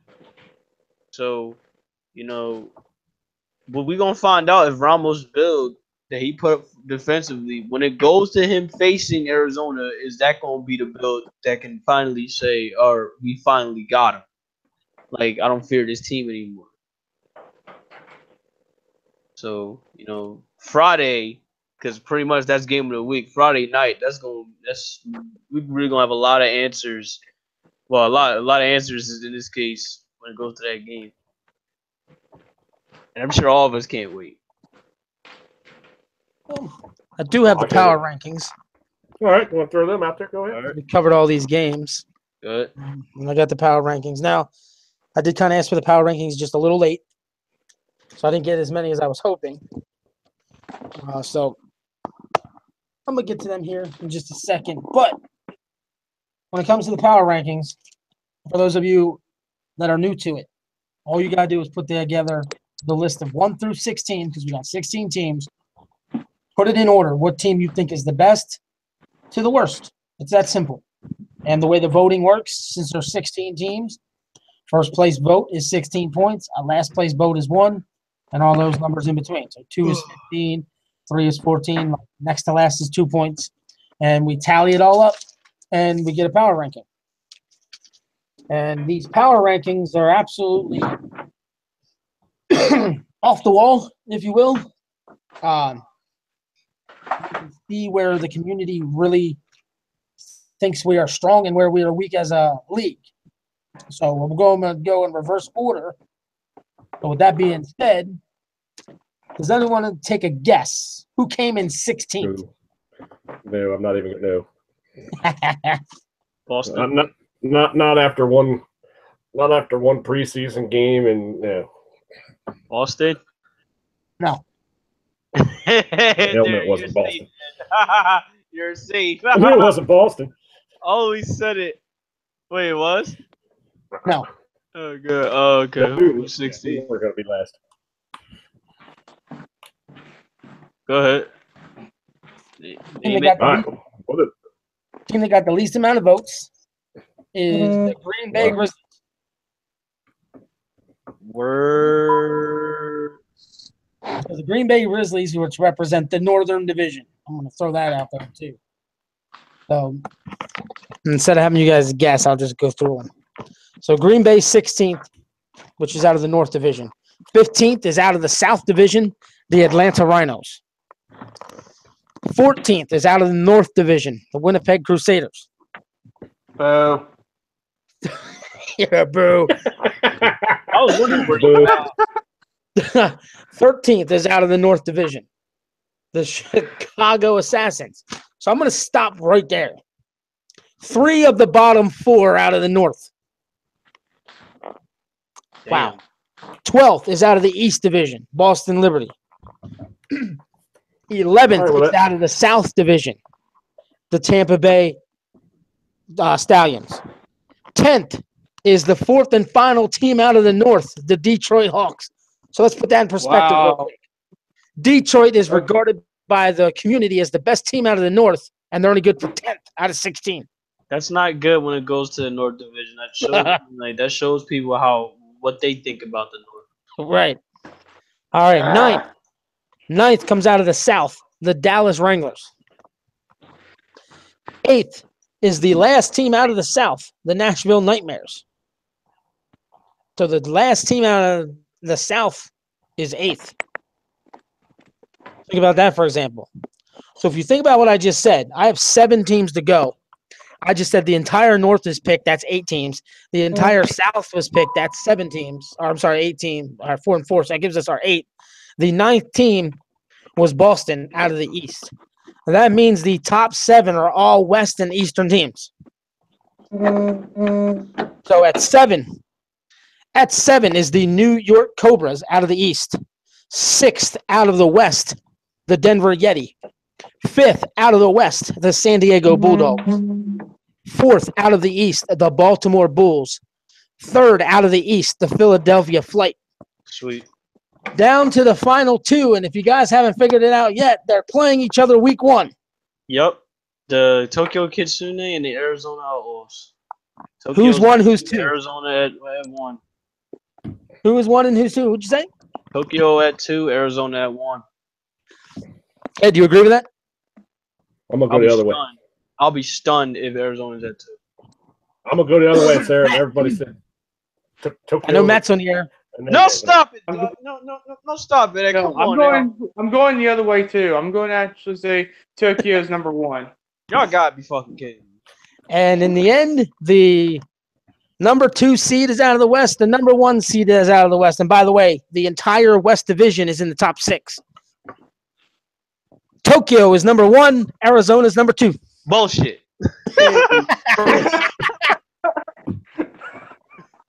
That is how it came. I mean, come on now. Come on now. Let's be real. Let's be real here. until teams actually start kicking the Arizona Outlaws' ass. Well, You cannot tell me that that Tokyo will actually dethrone them for the okay. spot. Well, you called bullshit. You called bullshit. Let me give you this number, for example. Go ahead. I won't name the person who did it. They sent me their power rankings. They had Arizona 8th. Who? I won't say who. No, go ahead. No. Go ahead. No. I can't say Do who. Do it. But here's the best part. And it's no disrespect to the team. But the team that finished 13th in the power rankings, the Chicago Assassins, they had them number 1 on their power ranking. What? I just can't. That sounds like That's insane. that sounds like the Chicago owner to me. I'm sorry. But it was not. It Yeah. honestly was not the owner. You sure about that? Let me look, because he did send me his. Let me see where he has his team. Ramos just sent me his. It's like, Ramos is more correct than his. Than like, come on. The only thing I would say questionable. The Capones. The Chicago Assassins is owned by the Capones. They finished 13th in the power rankings. The Capones had themselves 11th.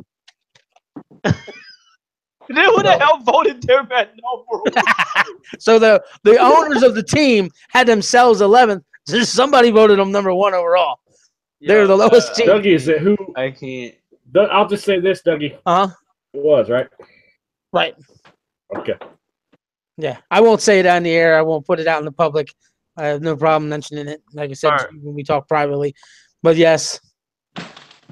Yes, it was very interesting. Yes, and Ramos, I know he doesn't mind me saying. Sent me his power rankings. I'm like, Ramos had himself 4th, and Arizona 1. yeah. So Right. like, But Arizona still got 2nd overall due to a couple votes that had them outside of the top 5. Tokyo was pretty much in the top 5 on almost all cards. bro, even Ramos himself said that's bullshit, and he's the owner of the team. Yeah, that's BS. Arizona's number 1. They lost 1 game, bruh. Like, Hey. how? Yeah. I don't know. To Tokyo.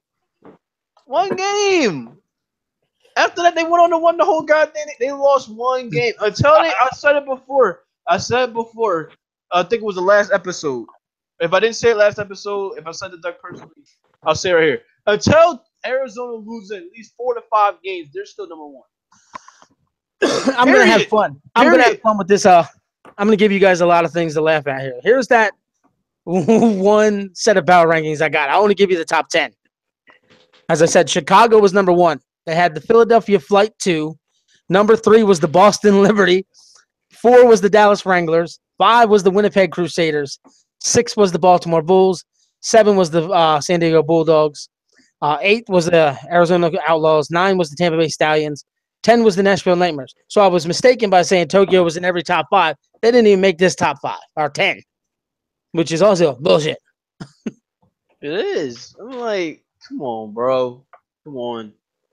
So thus is the fun of us asking for power rankings, which is why I ask everybody, please send me your power rankings, because sometimes we get a power ranking that is just absolutely wild and crazy, and it could throw a monkey wrench in it. But if all of you vote that one wild and crazy one isn't going to affect it too much. So, fortunately for us, this one didn't affect the overall outcome. We did want you guys to vote. But we didn't get enough. Good. Oh, I was just going to tell you, somebody asked about settings, and I see you just posted everything. All right, cool. Yeah, I already posted everything. So we get number 1 versus number 2, regardless. I'm honestly cool with Tokyo being number 1. I mean, they're the only team to beat Arizona. I'm not. And when you look at what happened in the preseason, Tokyo only gave up 9 points. It was the best performance of a defense as far as points allowed. And I hate the jinx Ramos, but how much you want to bet if they go into Arizona and then Arizona just absolutely whacks them? Don't worry. But exactly, those power rankings change right quick, don't they? Well, you said go into Arizona. This game's in Tokyo. They can still beat them. And so it's like, what be the difference in Arizona? That's a long flight, though. If you're flying, that's a long trip. Can you imagine if these rankings determine actual winners? Well, What are they? I know see in what y'all talking to mean, but it's Stevie- like, come on, bro. I know in talking to Stevie, he did have one fear of this game. Which was? He said when his team gets on the plane to fly to Tokyo, he just hopes Kim Jong-un doesn't blow him out of the sky. Wow. So basically, just take a fucking rocket launcher and blow up the whole plane with every Arizona Outlaw player on it. I don't know. Maybe they throw little Pokemon figures out the window. They'll think they're coming in peace. You could just, use a boat.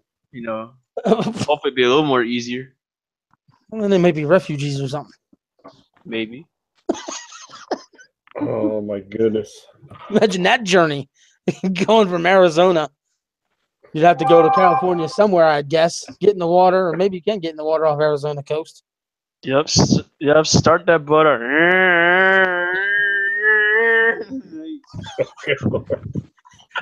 Welcome to Inside the IFL. We got sound effects and everything. What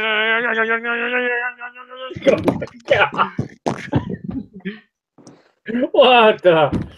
I have no idea what's going on, but this is great. This is awesome.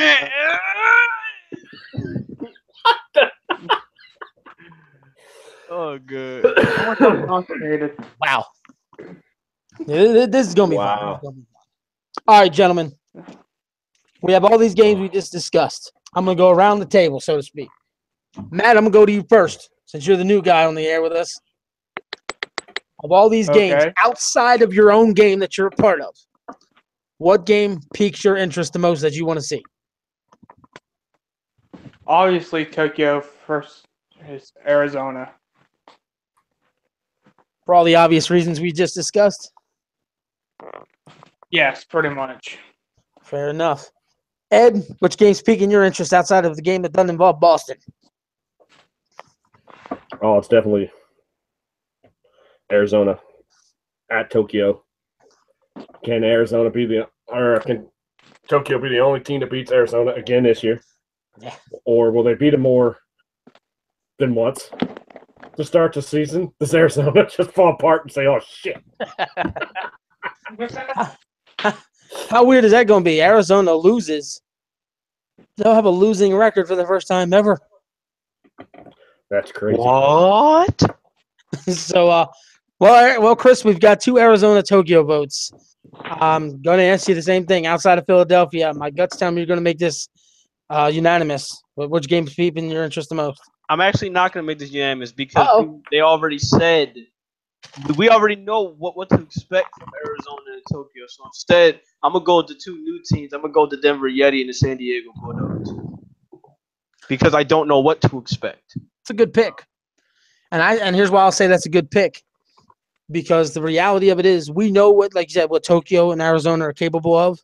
I think the common consensus to most people is one of those 2 are probably going to win the division. I picked Arizona to win the division, but I picked Denver to figure it out come playoff time how to get past Arizona. I said that on the podcast last time. Exactly. So that being said, one of those 2 could be the dark horse in this division where they might just be the team to beat. And this could be the game that shows us who it is. So that's why I like that pick. Mm-hmm. So I'll go away from the consensus as well. And I'll give you guys the game that piques my interest the most. And it's going to be completely in the opposite conference. I'm torn between 2 games. I really am. Might as well go ahead and pick them too. Fuck it. But based on their performance offensively until the defense took a shit, I'm curious as to what they do. And I'm interested in Dallas and Baltimore. And when I say wow. Dallas was up. Dallas was up 37-17. And then just completely shit the bed, gave up 21 points. An interception late by C.J. Coates sealed the victory, more or less, for New York. I mean, they had to get that interception to get the touchdown, so his interception set that up. But they blew it at the end. If their defense does its job, they win that game pretty much convincingly. Now they're going up against a Baltimore team, which is the consensus by most people to win the Atlantic Conference. It's going to be an interesting game. That's the way I look at that one. Wow. That's probably just as much of a stunner as the game that the game that I chose. I mean, like, the game that I chose is completely out of, two teams where I don't know who's really gonna win. I mean, like, Well, I'm going to go back to the power rankings. Mighty stated in the chat room, and I thought it was great. He said, can you imagine if these power rankings determined actual winners? OEV, I have no idea what he's saying there. That might be Mexinese, I don't know. But That's basically him saying, "Oh my." OEV. Yeah. Oi. Said, oh my, oh boy. Is Then lost control.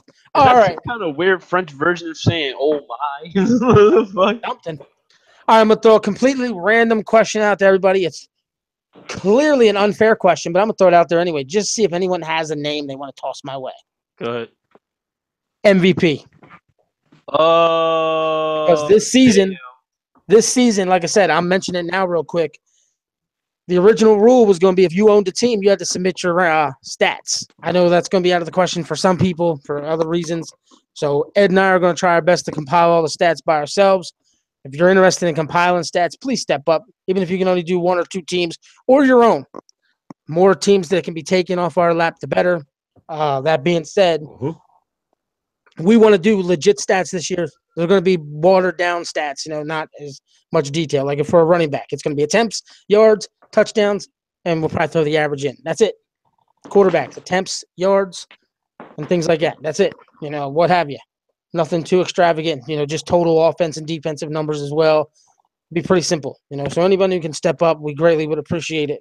So Ramos already throws out TJ Speaks in the chat. That's his player pick for MVP. So for those of you who are completely unaware of who Mr. TJ Speaks is, he is the starting quarterback for the Baltimore Bulls. I'm going to go ahead and take a shot in the dark.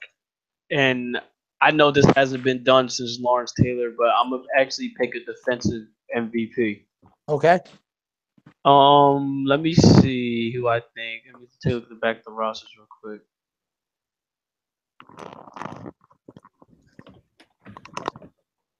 I thought you had a name ready. You just want to pick a defensive player? No. Yeah, I am. The defensive MVP, I probably think will be Tank Tatum.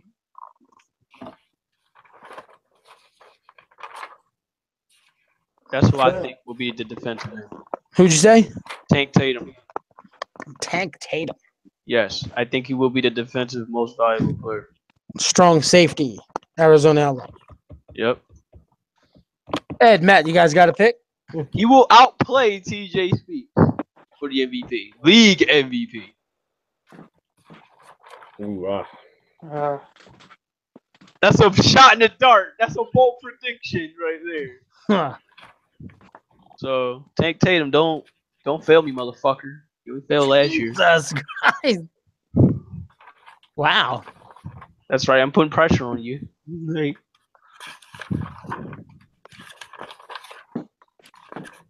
see, if Matt, you got a prediction? Ed, you got a prediction? Oh, I'm thinking here for a second. I honestly Checking everything out. will. MVP of the league, huh? Yep. Yep. Like I said, it's far too early to have a fair, honest discussion, but why not? Just that random name, you just got a hunch. Pulky Streets. what? Christ. No Wow. way. No way. The hell? A tight end win an MVP? Has that ever happened before? Holy hell. Hold up, yo. I gotta look this up. Because we all agree. A gold tight end, if you use it, cannot be stopped. He is figuring it out. If he figures it completely out, the rest of this league is fucked. Bro, the Plain and closest simple. tight end to ever win the MVP, no matter what league it is Rob Gronkowski. And he doesn't even win it. He's the closest to ever come. Wow. That's the bold prediction right there. That's stupid. Yeah, bold. That's wow. Wow. But then if it happens, they're all going to go, oh, my God, he's a genius. He knew what the hell he was This talking man about. said Punky Yes, he would. Streets will win the IFL, I'm sorry, MVP. That hasn't even happened in the NFL. That hasn't happened anywhere. My question is, if that happens, which one of us is going to grab Ed first and go to Vegas? It ain't me. That's going to be you since you're the closest to him. You got to pay that man his bread. You got to give him 1K in money, man. 1K. If I'm right, I don't know what the hell I'm going to do. I'm going to have to do something. This I man don't said even know what to say right Punky Streets. Wow. That's a bigger stunner than me saying take Tatum.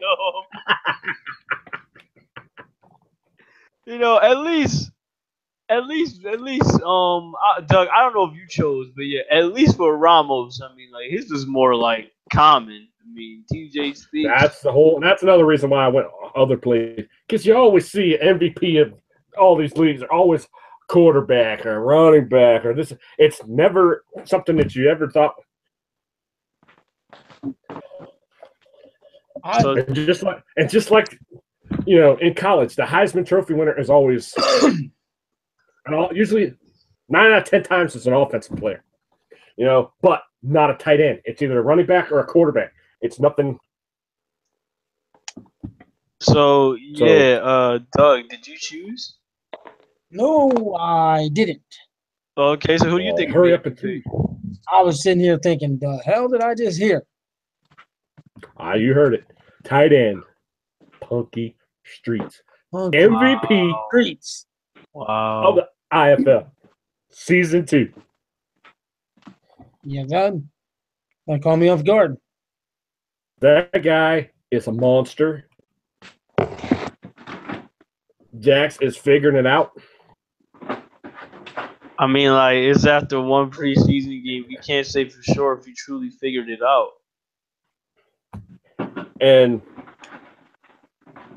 if you figure it out in this, because this is, like I said, this was supposed to be your playbook that you're going to use.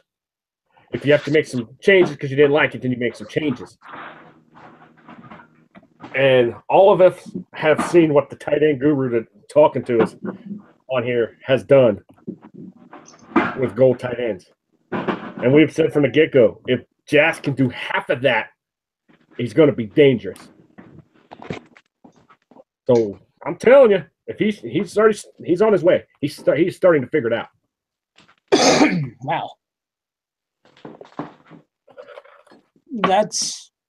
I like the statement. Because I can honestly tell you this, because I actually met the man and I told him himself, and that was Orlando Pace. I met him not too long ago, and I told him. You met Orlando Pace? Oh, hell yeah. Damn. And I told him he should have won the Heisman. Who? Because Orlando Pace, when they What? say best player, the Heisman is supposed to be the best player in the league.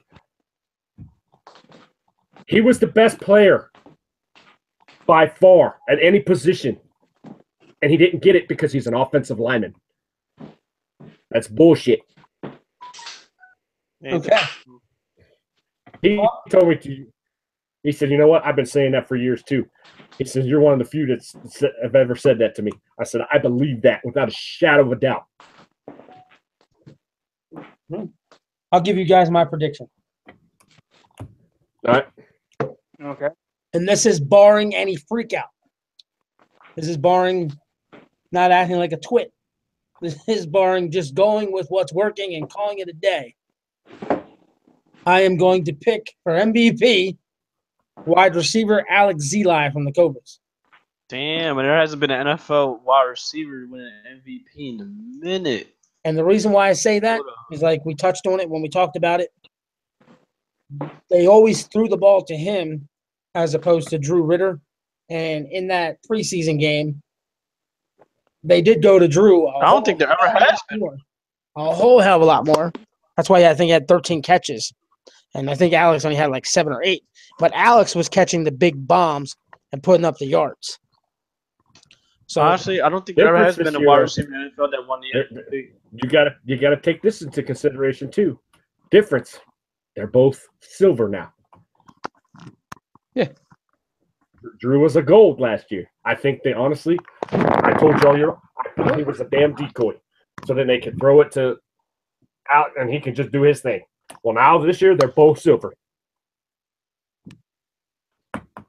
yeah, I'm looking at it right now. Drew Ritter had 13 catches for 115 yards and 2 touchdowns. Alex Zeli had 6 catches for 210 yards and 1 touchdown. So Drew Ritter had an 8.8 average, and Alex Zeli had a 35-yard average. As I said, he was getting the big bombs. Drew was doing the dirty work. Zeli was taking the big bomb. And I think the yardage. Maybe that's what they needed to do to make it work better.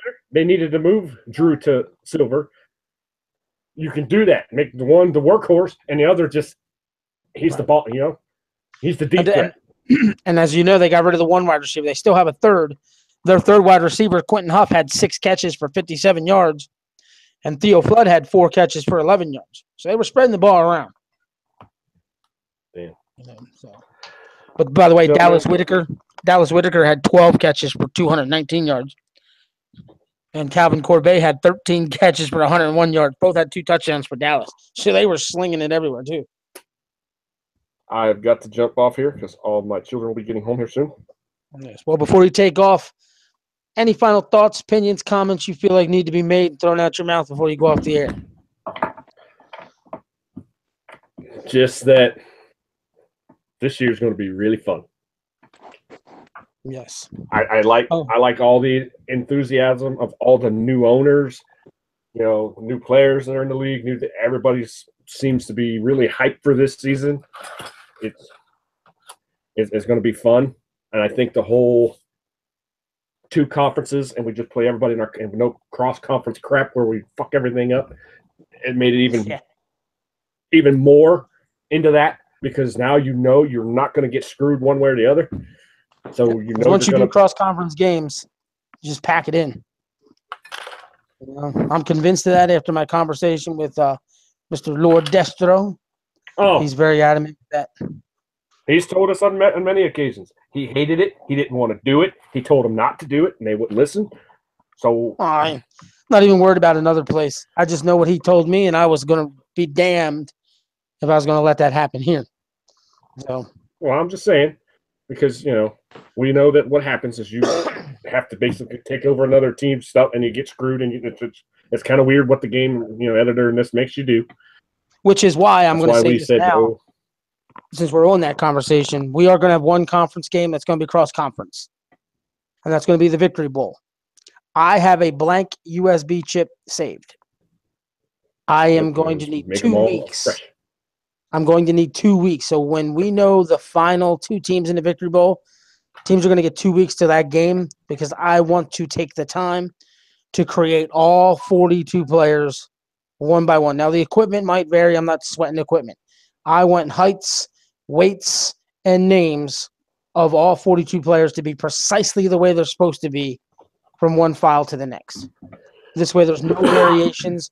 There's no differences, no nothing. Because the one thing I've learned by talking to Havo personally, heights, weights, sizes matter in this game. One thing I have discovered by working with the editor, I don't know if anyone has taken the time to notice this. If you take a player and you create him at certain sizes and put certain abilities on him, he gains a certain overall level. If you take those same abilities and put it on a player of a different size, his overall ability is different. It happens. Like I said, this was brought to me in a conversation with Havo. He told me, test it. We spoke. I'm testing it. I said, wow, you're right. He goes, yeah. He goes, it's just one of those little things not many people pay attention to. Like if you have a player that's a certain size at a certain position, like let's just take a running back, for example.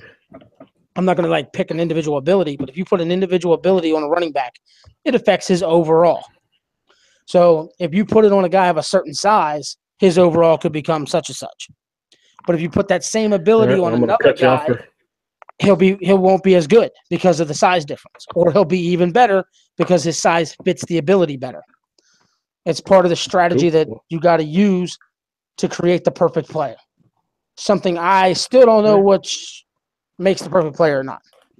So I got to do all that studying myself because one day, like I said, I hope to own a team again someday. I just don't know where it's ever going to happen at. So hopefully somebody creates another league so I can join it because I'm really uncomfortable creating my own team in this league. All right, well, I gotta get off here. I just want to one more thing, just to wish everybody good luck.